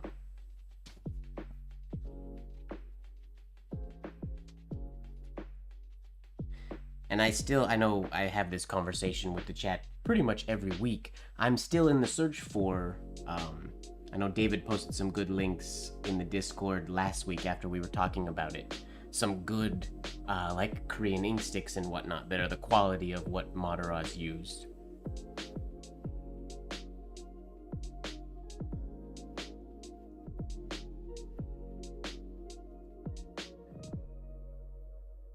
In the freezer, I've never had, even with the 4-ounce bottles, like even with, before I got the liter, I used to get it in these bottles. This is full, actually. In these bottles, the 4-ounce McCaffrey's bottles. I must have decanted some from the big jug into this one at some point. Or this is walnut, maybe. I don't know. But I found that even when I use these, like when I would always decant them into one of my standard size jars, I never got mold in my big bottles. I only get mold in in the bottle that I use. And I rarely get mold anyways, because, I mean, I use the ink all the time, so it never really gets a chance to mold. Bruh, that's tough, Walker. I honestly don't even know. I've never been super like experimenty or analyzy when it comes to inks and things like that. I've kind of always just used what I had, which I've just been like a no nonsense. I use McCaffrey's ink for most things, so I don't really know. I feel like my favorite ink, if I had to pick a favorite of all the inks in the world, it would probably be Blots, just because I like the hairline quality. Blots, once it's like, I guess ripened would be the word, once it's been open for a while. But again, I wish I had, like, I can only buy Blots in the tiny little jars. And I want more than that. I don't want to keep buying the little jars. I want to buy it in bulk, but you can't. But I don't think Blot's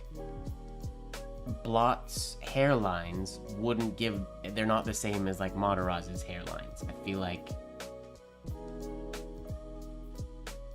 you never heard of Blots, Walker. Yeah, so Blots is it's an iron gall ink. It's very similar to like an Arnold's writing fluid, I think. It goes on basically clear. It's like a tinted clear when it goes on, and then it dries. On most papers, it dries like a super nice deep black. And you get a really good contrast in hairline and whatnot.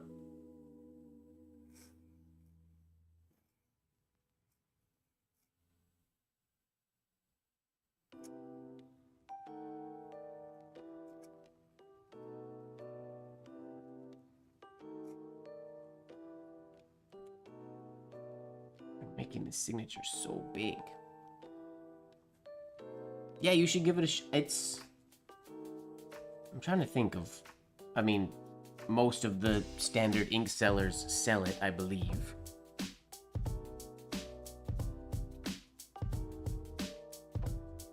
You have Lupfer's old ink stick? That's dope.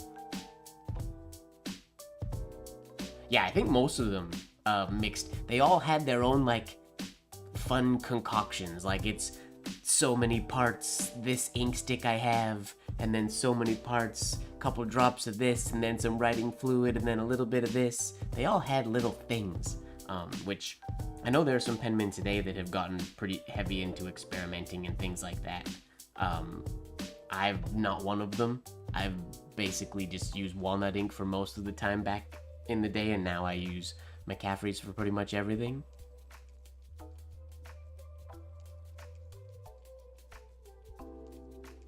Oh, the old Parker 4001. Hey, wait, no. That's Pelican 4001.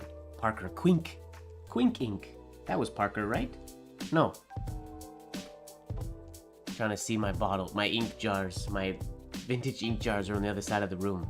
And I'm mixing up brands and titles now. Yeah, Parker Quink. Okay, good. Thank you. Now I'm not crazy. John Neal sells it, Walker. Paper Ink Arts, I think, sells it as well. Just, yeah, it's lots of places. I've always got it from John Neal when I've gotten it. It does need to, it can be annoying when it's brand new though, because it goes on so clear that if, like, say you're doing lowercase letters or any lifts, it's hard to connect your lift when you can't see the hairline or the line. When it's a clear line and you have to feel where you lifted from, it can be really difficult. But once it, I guess, ripens is the term they used to use, then it's much easier.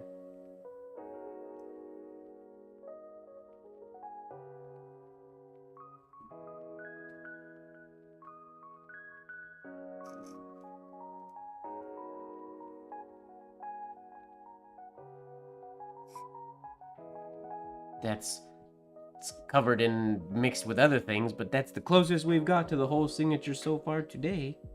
I gotta put that accent shade and lower the P a little bit, but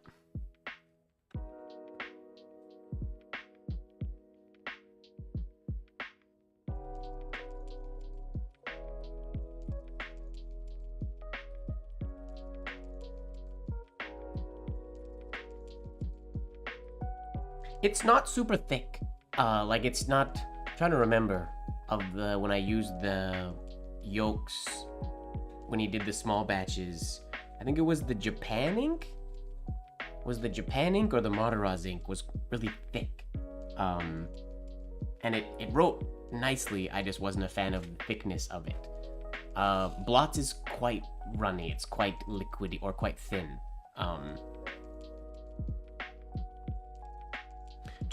You have to be, I guess, wary of what paper you use with it. Certain papers, like I have some vintage typewriter paper that when I write with blots on it, it doesn't go black. It just goes to like a gray. But like on a Rhodia or most other papers, it oxidizes to a deep black. Yeah, I think Japan ink mixed with a little bit, excuse me, of Arnold's writing fluid was a pretty, like a pretty good go-to combination.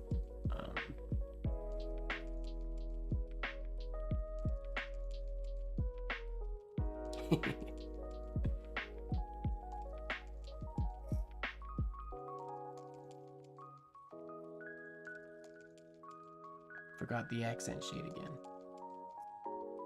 Story of my life. Accent shade? What accent shade? Whoops.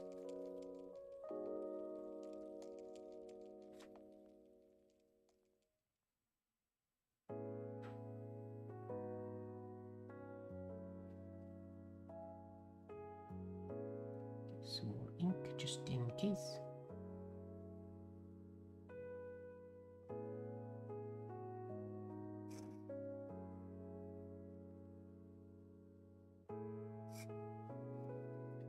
Not bad. Oh, and then I'm writing this part is ending up much smaller than or much bigger than the first part. I gotta make my C a little bit bigger. And then I gotta write that prof in the corner, but I don't think I'm gonna worry about that today. I'll do that when I film it, I guess tomorrow.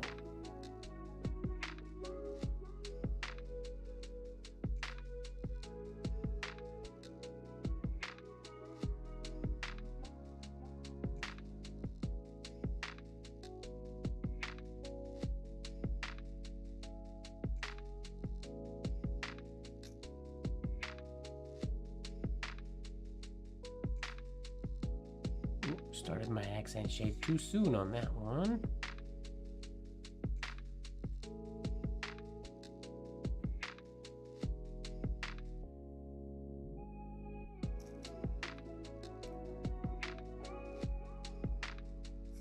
That's better.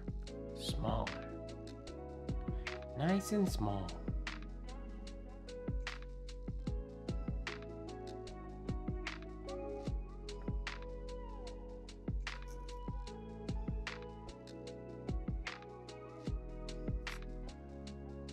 That's probably the best one I've done so far today. My little loops are kind of closed, but shades a little slightly too early. But everything's nice and flowy, which I'm happy with. Now we just gotta get that at the end of the signature. It's definitely Mickey Mouse.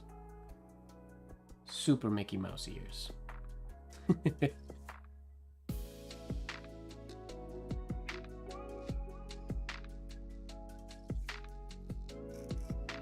Oops.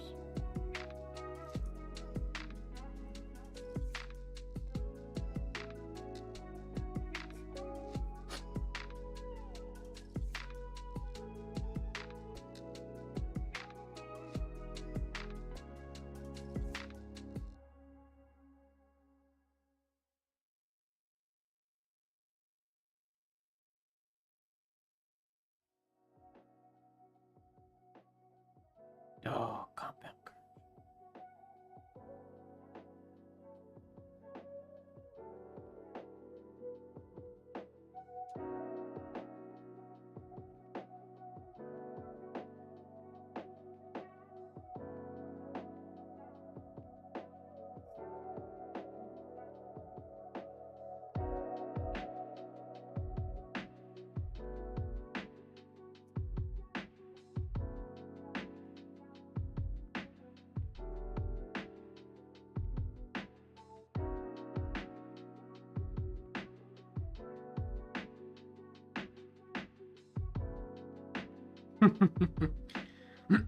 It's very Mickey Mouse, this one. The other one's more like a heart. This one's more like a Mickey Mouse.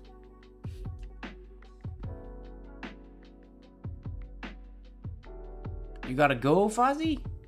Don't leave. But you probably have mum duties, I imagine, don't you?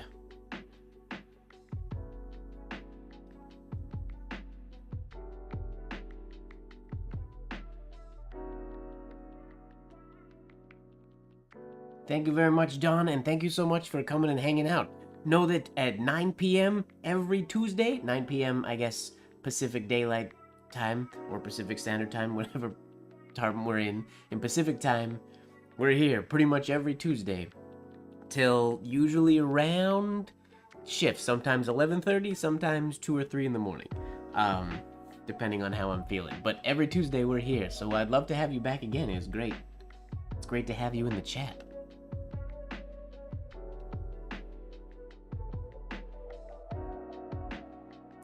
You never noticed that, Walker? Yeah, this exit flourish is 100% a Mickey Mouse head. That's awesome, Don. Have a good night, man. Thank you for hanging out. Oh, Fozzie's a gym mom today. Mom duties are important.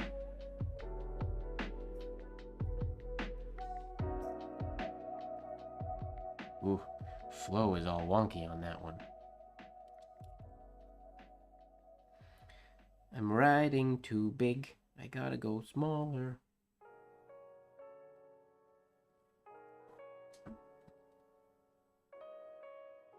Oh no!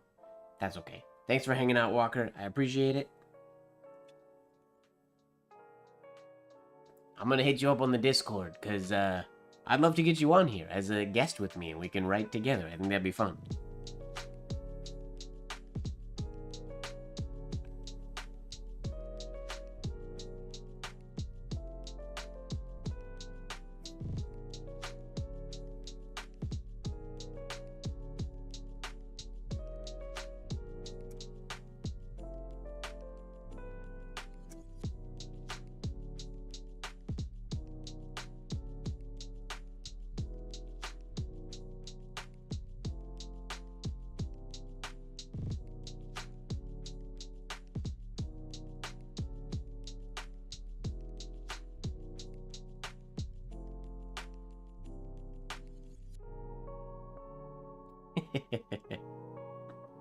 Magic, man. Magic. That's how. They were magic back then.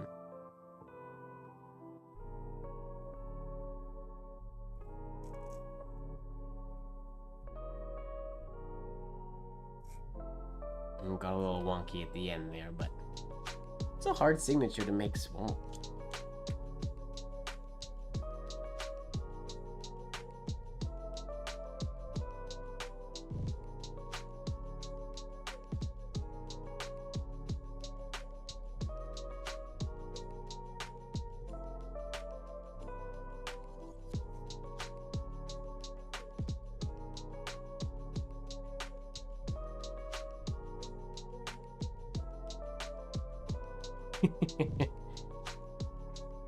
Honestly, just a decent camera.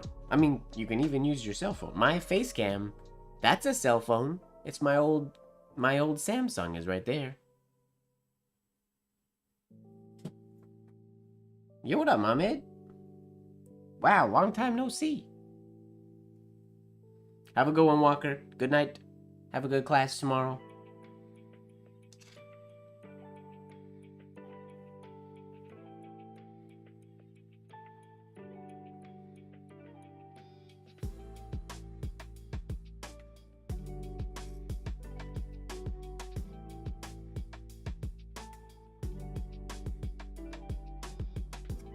Ooh, not the smoothest entry into that P. You've been moving countries. I was wondering where you've been. Where are you at now? What's new? Where do you hang your hat these days?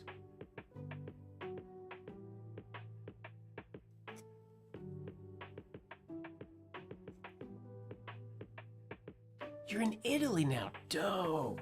I want to go to Italy. that's cool.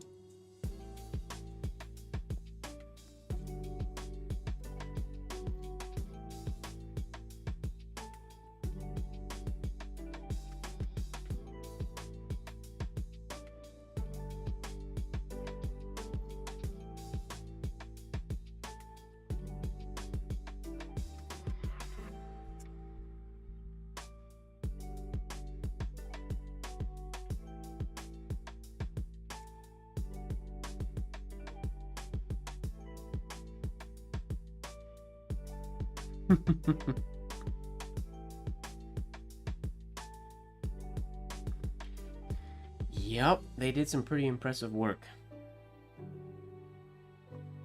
I haven't checked the link that Walker shared yet, but I'll check it after the stream for sure. But I know some of the images he's referring to.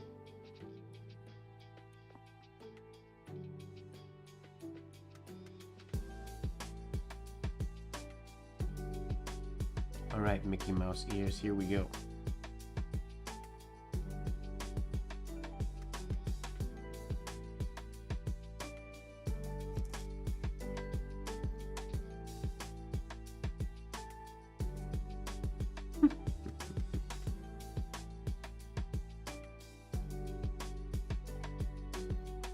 Endless ads. There's been 3 ads, Oja Swinney.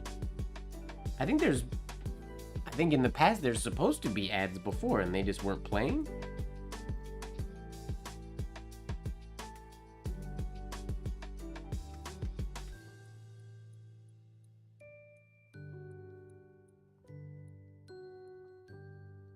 See what in a live stream?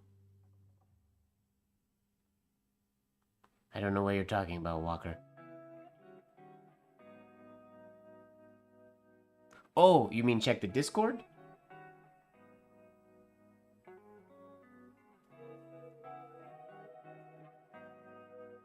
I'm confused.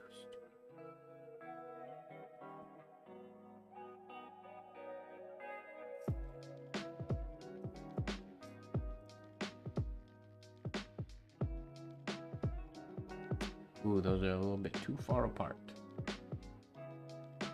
Oh, no, I'll check the Discord after the stream. Yeah, I won't check it on stream. I don't have it open on my computer or anything like that at the moment. No worries.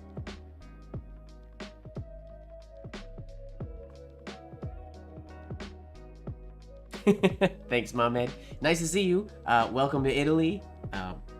Have fun setting up your new everything in Italy. That's pretty exciting, man. Keep us posted how things go.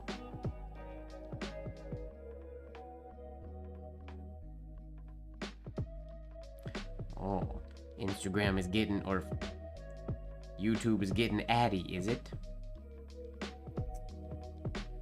I mean, you think that's normal for a lot of live streams, though? Like on Twitch and whatnot?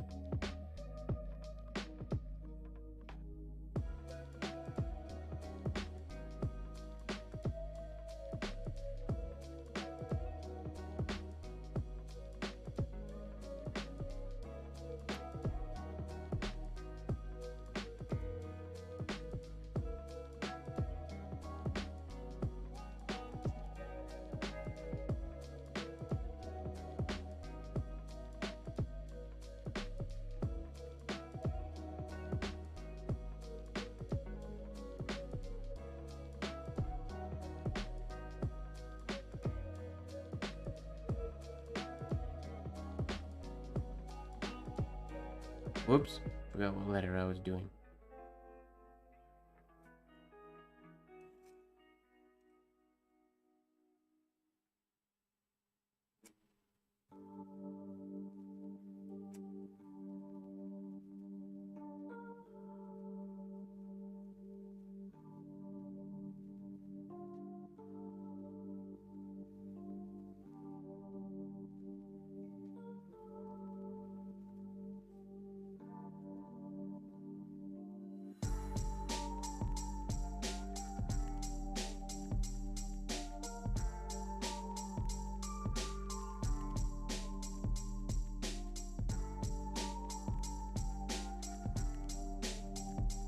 Like so, little Mickey.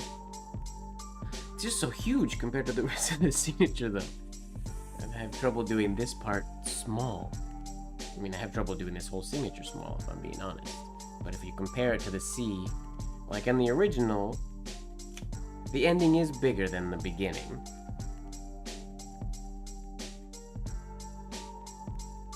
I guess it is quite a bit taller. Well, taller, it is bigger, but I think I'm going a little bit too much bigger. I gotta shrink it just a wee bit.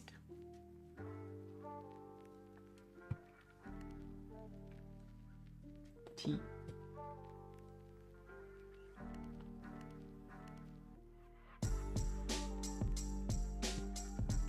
I don't know why my back hurts today. My back hurts, my ink is missing. I genuinely am confused about that. That's weird. What would it be?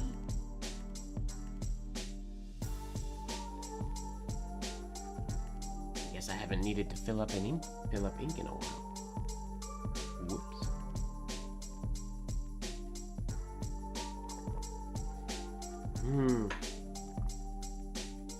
I know Fozzie's not here, but a little bit of plant talk.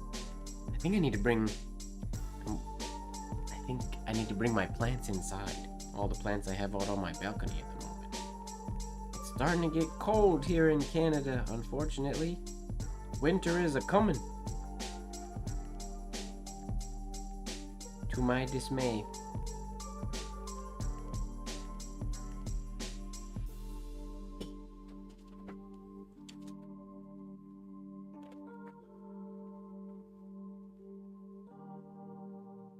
Oh, and it's been a number of weeks now since I've done this, so I'll just give an update on how I like it. So I think 3, maybe 4 weeks ago, 3 weeks ago, I can't remember. This is this sheet here that I rest my hand on. I could call my glide sheet, and so that I would always be like in frame and my paper would be straight to the camera, I decided to tape it down to my desk.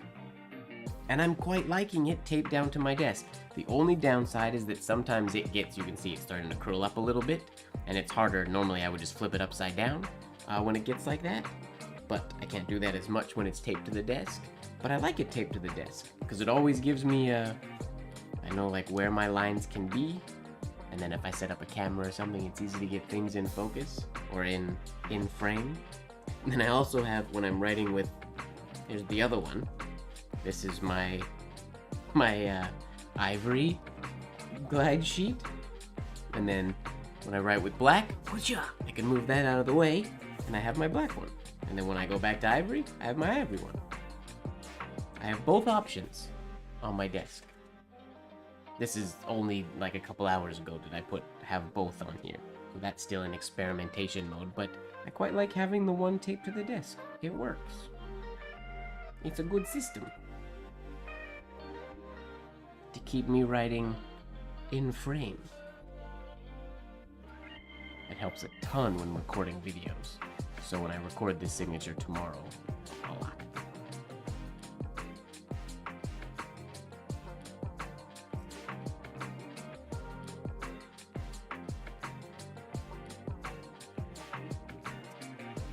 Where did my hairlines go?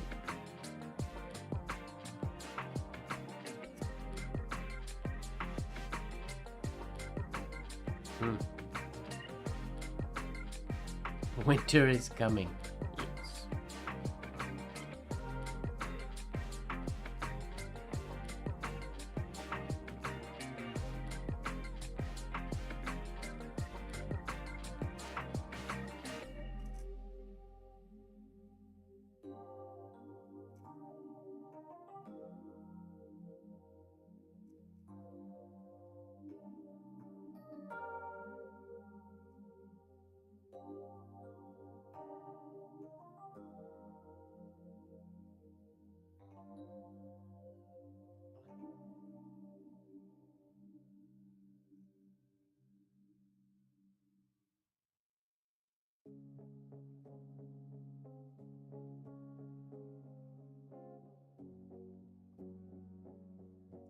Doing the Mickey Mouse doesn't feel as weird as I thought it would once you get used to making those two little loops.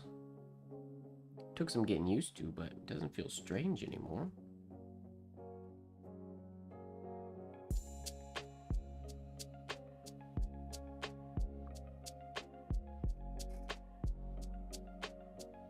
A little too long in the middle. I gotta keep those a little bit smaller.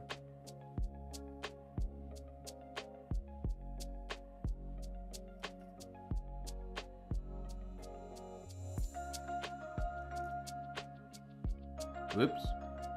Got lost.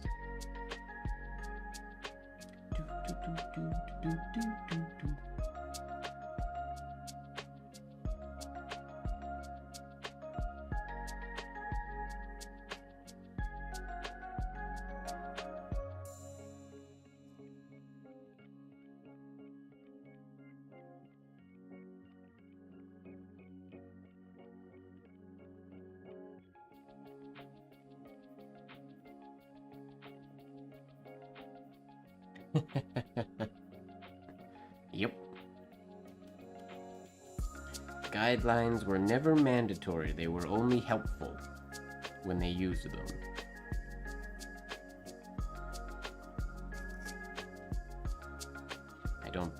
I would say no good penman ever needed guidelines. But I think a lot of good penmen used guidelines a lot. Why not?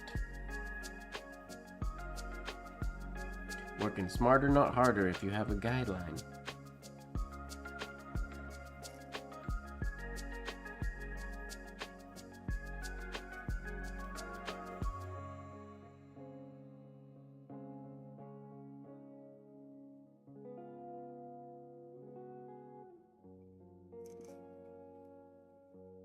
That's the one. Oh, this first oval was a little weird shaped. Those ones are good, though. That was a good Mickey Mouse.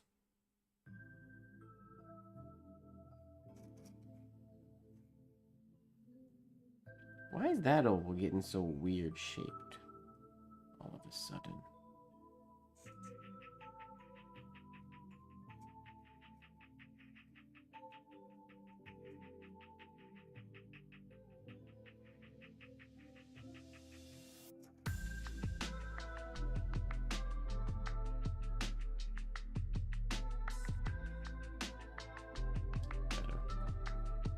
That's better.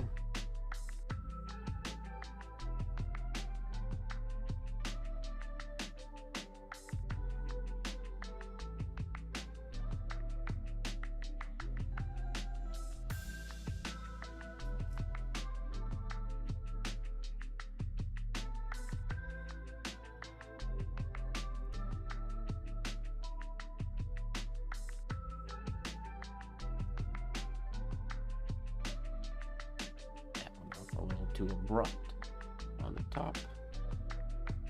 Oh, sirens. Come on and get me.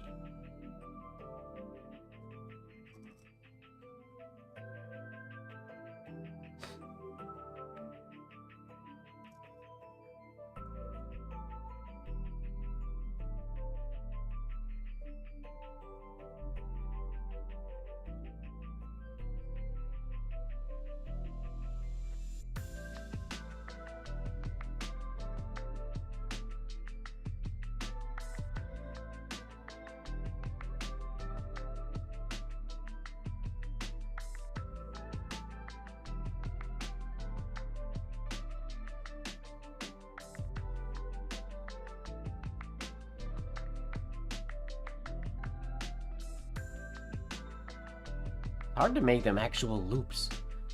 Easy to get them to make those loops too small. Gotta get the size of the loop right. Challenge.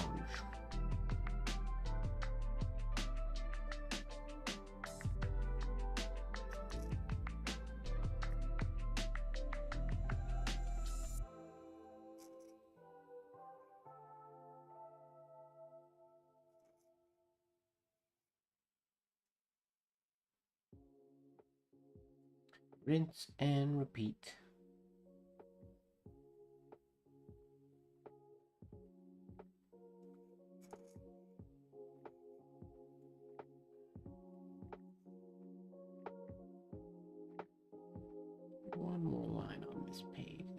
try to do some spaced out full attempts, see what we can come up with.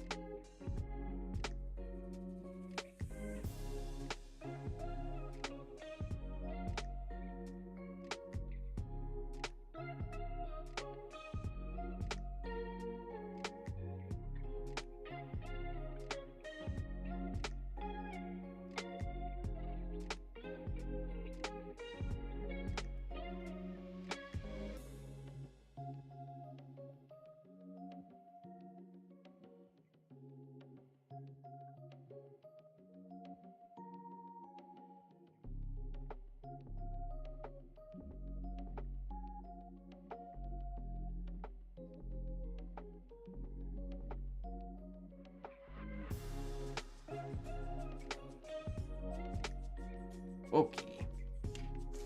It's a good bit of practice for that stroke. Needed that. Oh, I needed that. Those guys left and the chat went from being very busy to very quiet today. Was the time right about 10:45? Everybody has to go.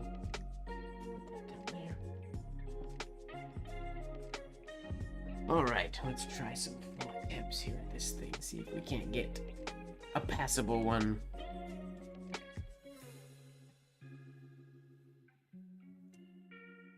Cross your fingers, everybody.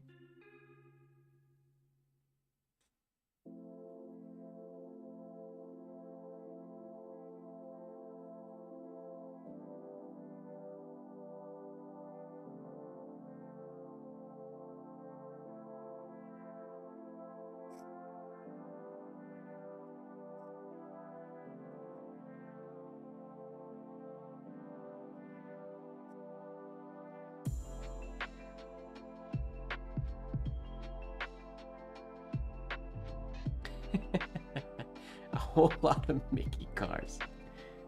Cars? Those look like cars to you?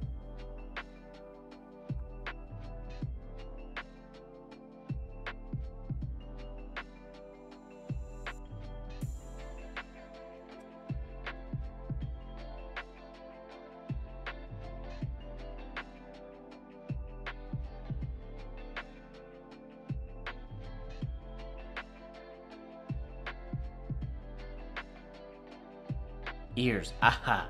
That makes sense. I was like, I don't know that they look like cars specifically. But ears, yes.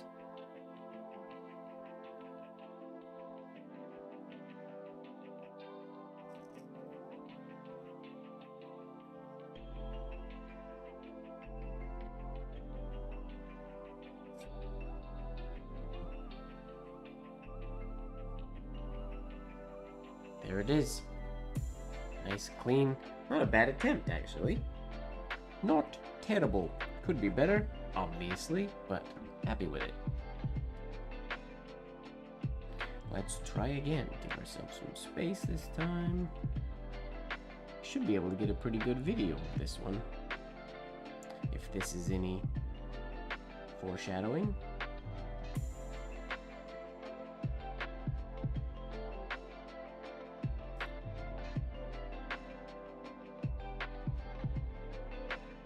Oof, messed that one up a little bit.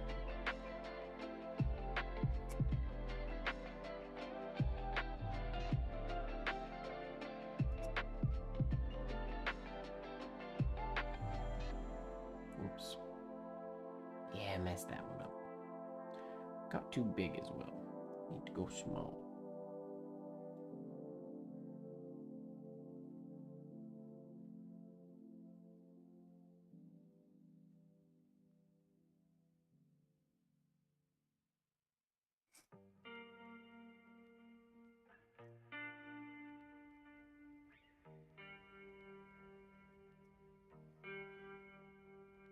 Shade too high.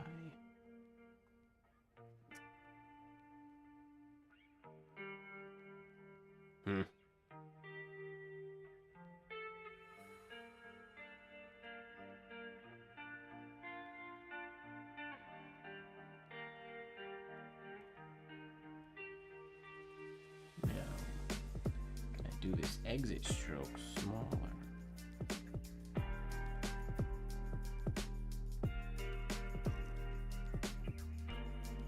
That's smaller. That's more the size that I want to be able to do it. Just gotta get the C and all the P looking better.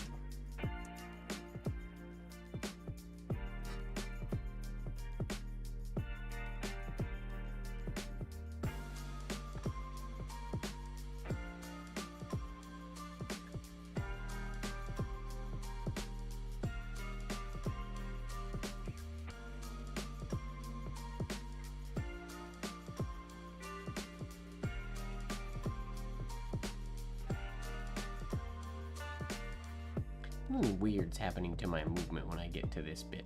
I think I gotta set my arm up a little bit more for this ending bit and not the beginning bit. I feel like the placement I'm using is not perfectly suited.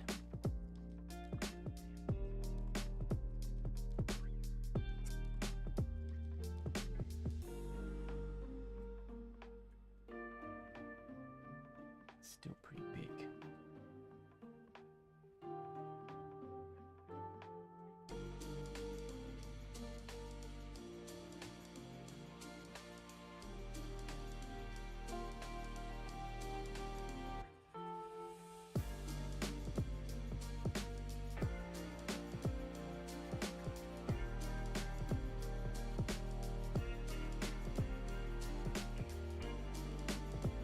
Could be worse.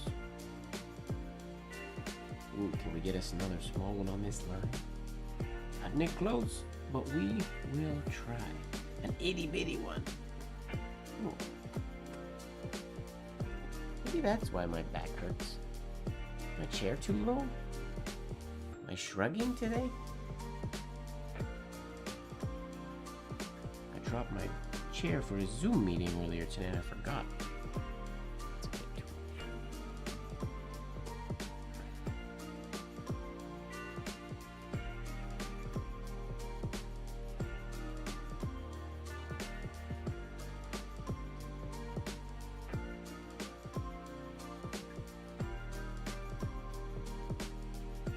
Ah, I crossed this.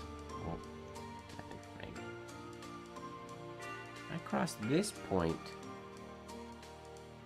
too far to the right. I never really paid attention to that part earlier. I need to extend that much farther out to the left. This part's not bad, but not quite as much. Would be better. And we gotta get. I always have issues with that top right corner or that top left corner.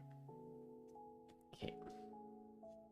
Didn't notice that before, but I'm assuming that's been an issue since the beginning. Try to iron that out.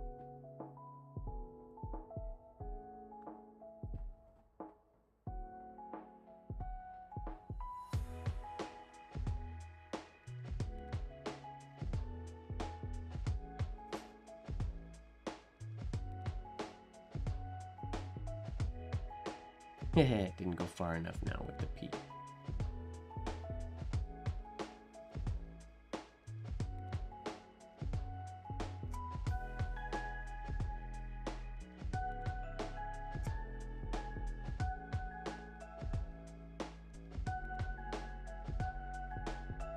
Uh-oh, another ad's coming. Otis Winnie's gonna be mad. There's a lot of ads they're playing now.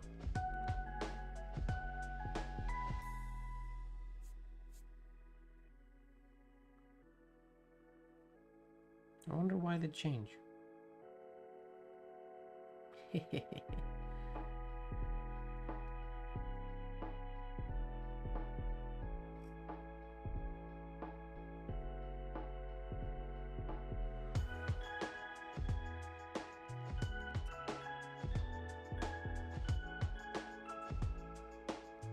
Ooh, it's a pretty nice one so far. Forgot the accent shade, but everything else.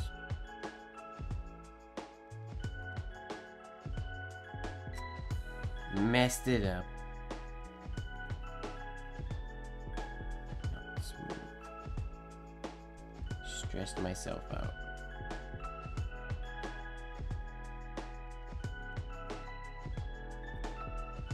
Oh, that sea has just such a nice flow to it.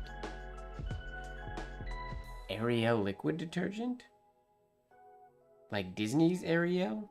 Like Under the Sea Ariel?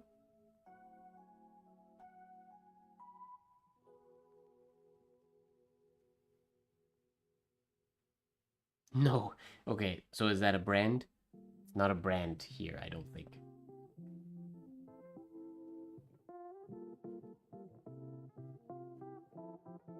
If it's a brand here, I'm not familiar with it.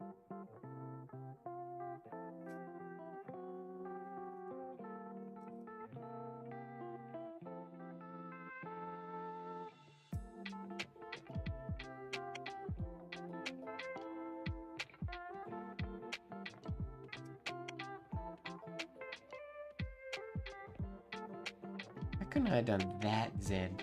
There.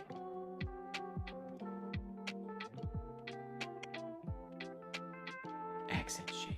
Right. I'll never remember. Oh, and I haven't been putting the little bead on the... There's a little bead on the P as well. That I need to start adding.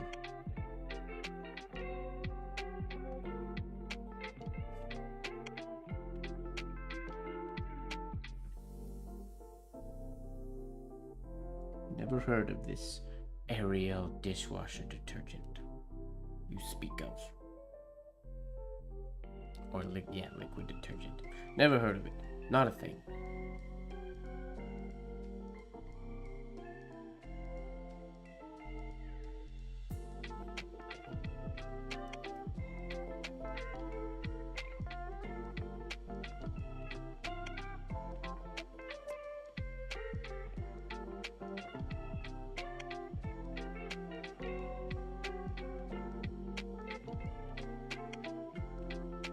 Darn it.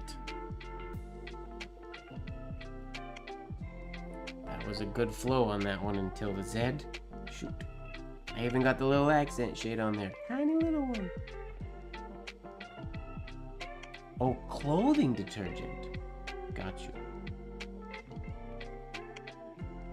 What do I use for clothing detergent? Can't remember what it's called. I used the little, like, it's not liquid. It's the little, like, drips, the little flat pieces of, they're like paper. They're not paper, obviously. From True Earth is the company that I use. Not sponsored, but I like them because I don't need liquid detergent. Ah, P&G.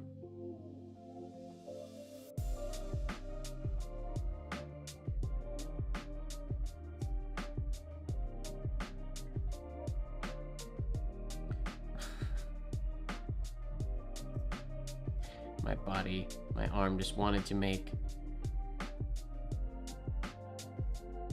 last week's signature, because why not? Oh. This is a strange pain. It's like in my ribs. Why are my ribs sore? It's not like I've been sitting here longer than I normally have been sitting here. Weird though. Did I do something today to hurt myself? I don't remember. I don't think so.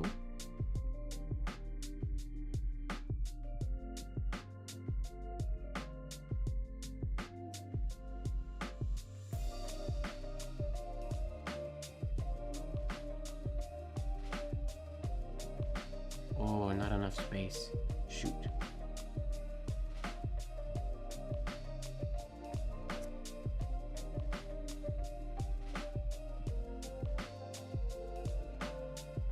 What did I do? I have no idea.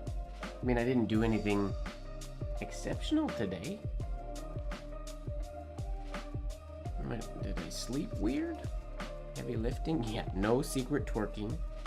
No heavy lifting that I can think of. Just a regular day. don't know. Something feels weird. My rib cage hurts on my right side for some reason. Strange. Am I sitting weird? That's stressing part of my body? Sitting the same way I do every day.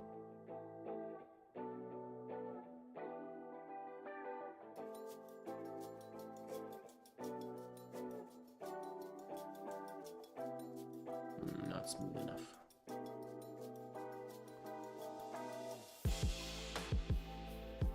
Unless it's from my class on Sunday, but that was a couple days ago. I don't know why my body would hurt from that.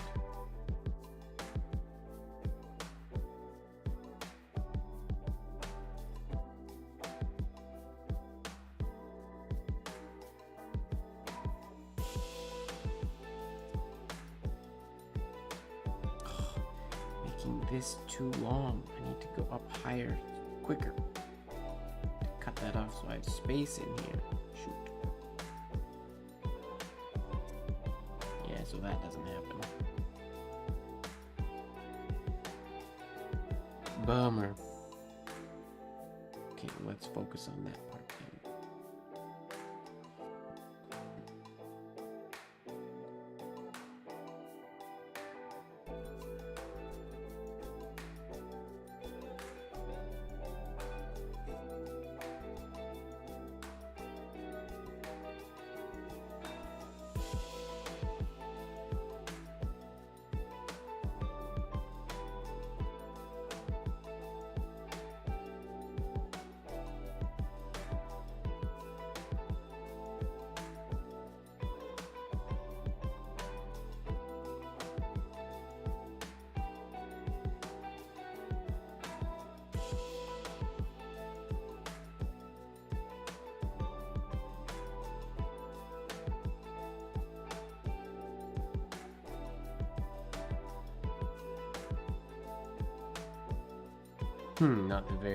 Not the nicest ending flourish, but that works. It's got a little more pizzazz than the original. Oops. All right. Here we go. Let's get a smooth one.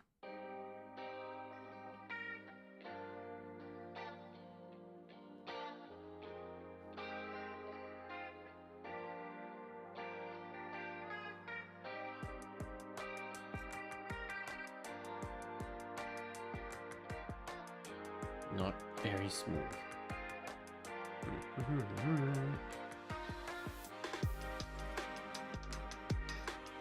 Cross your fingers, everybody.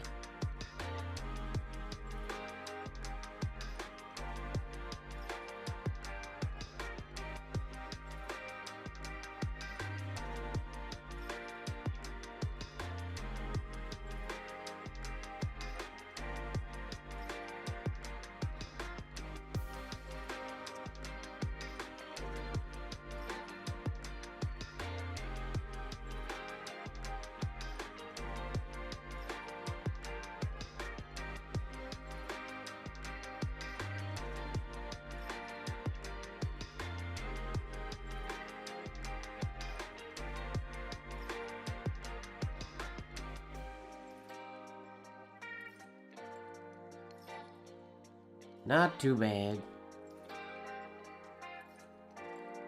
Oh, we're out of paper. Sirens. We're out of paper on this sheet. Get another sheet. I'm gonna try 2 more times, I think. And then I think I'm gonna call it a night because of my back hurts. See how I feel after these 2 tries. 2 tries. The perfect signature. Here we go. Try number 1.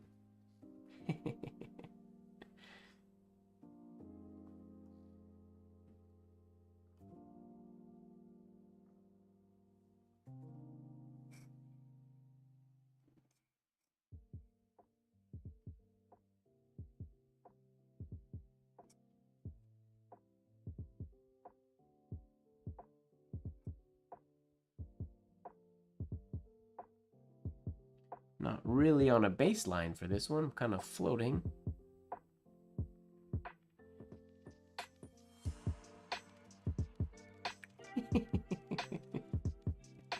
There's nothing.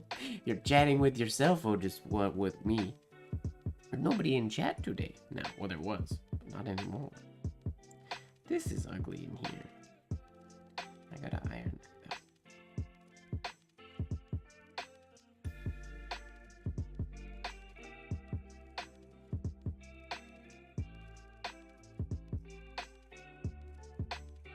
Too big.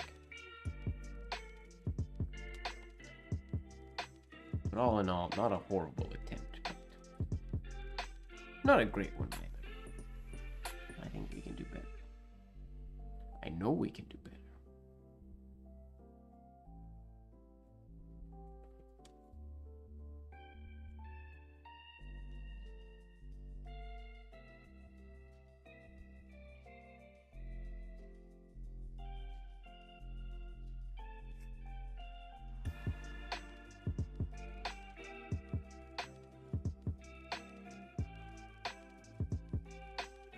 Ooh, that's a nice peak.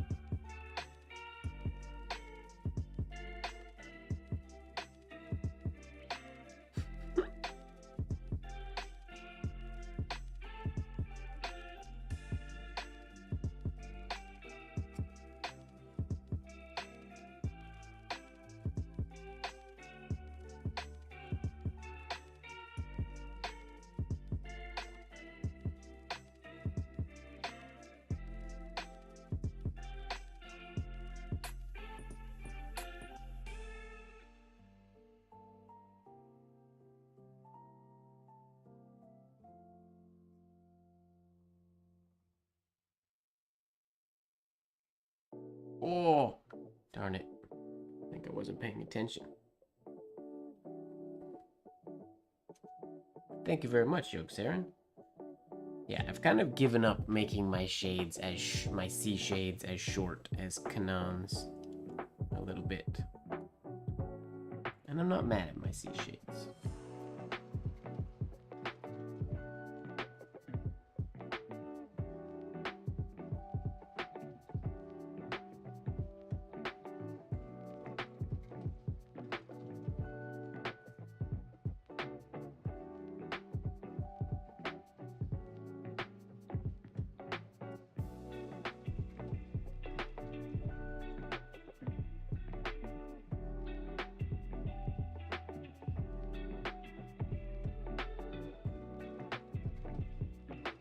That whole, everything's got a pretty decent flow in there. A little too close together there, but in the middle, but that's okay.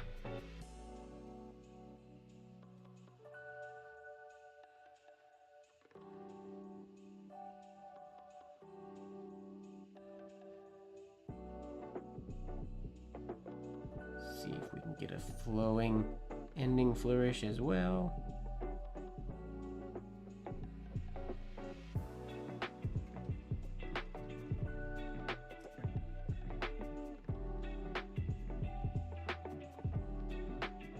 Not too shabby.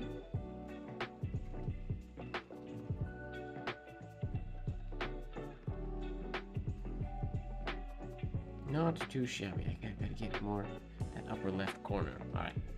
I like that one. We're gonna try one more. I think that's the best one of the night so far. We'll try one more, and then we'll call it, I think. Breathe. Relax.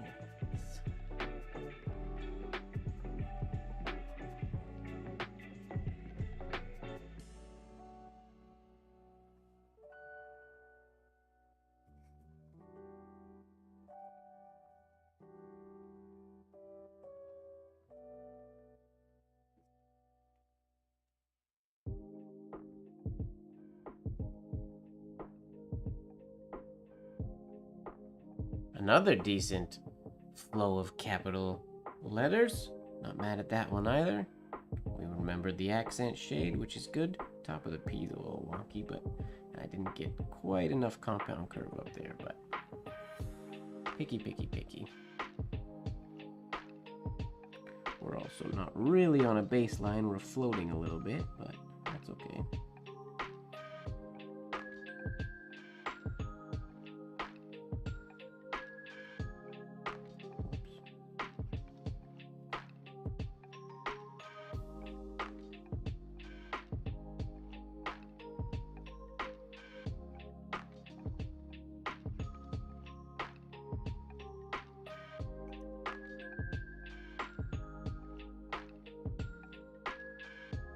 Oops. Connected by accident. But still not too shabby. Not too bad. I think that's the best one of the night. I do believe. Try to iron it out a little bit more tomorrow to record one that I can post on Super Slow Thursday on Instagram. Yeah, my back is a little tender, so we're gonna end it there today. I'm gonna finish my tea and then I'm gonna end the stream. My super cold, almost 3 hour old tea.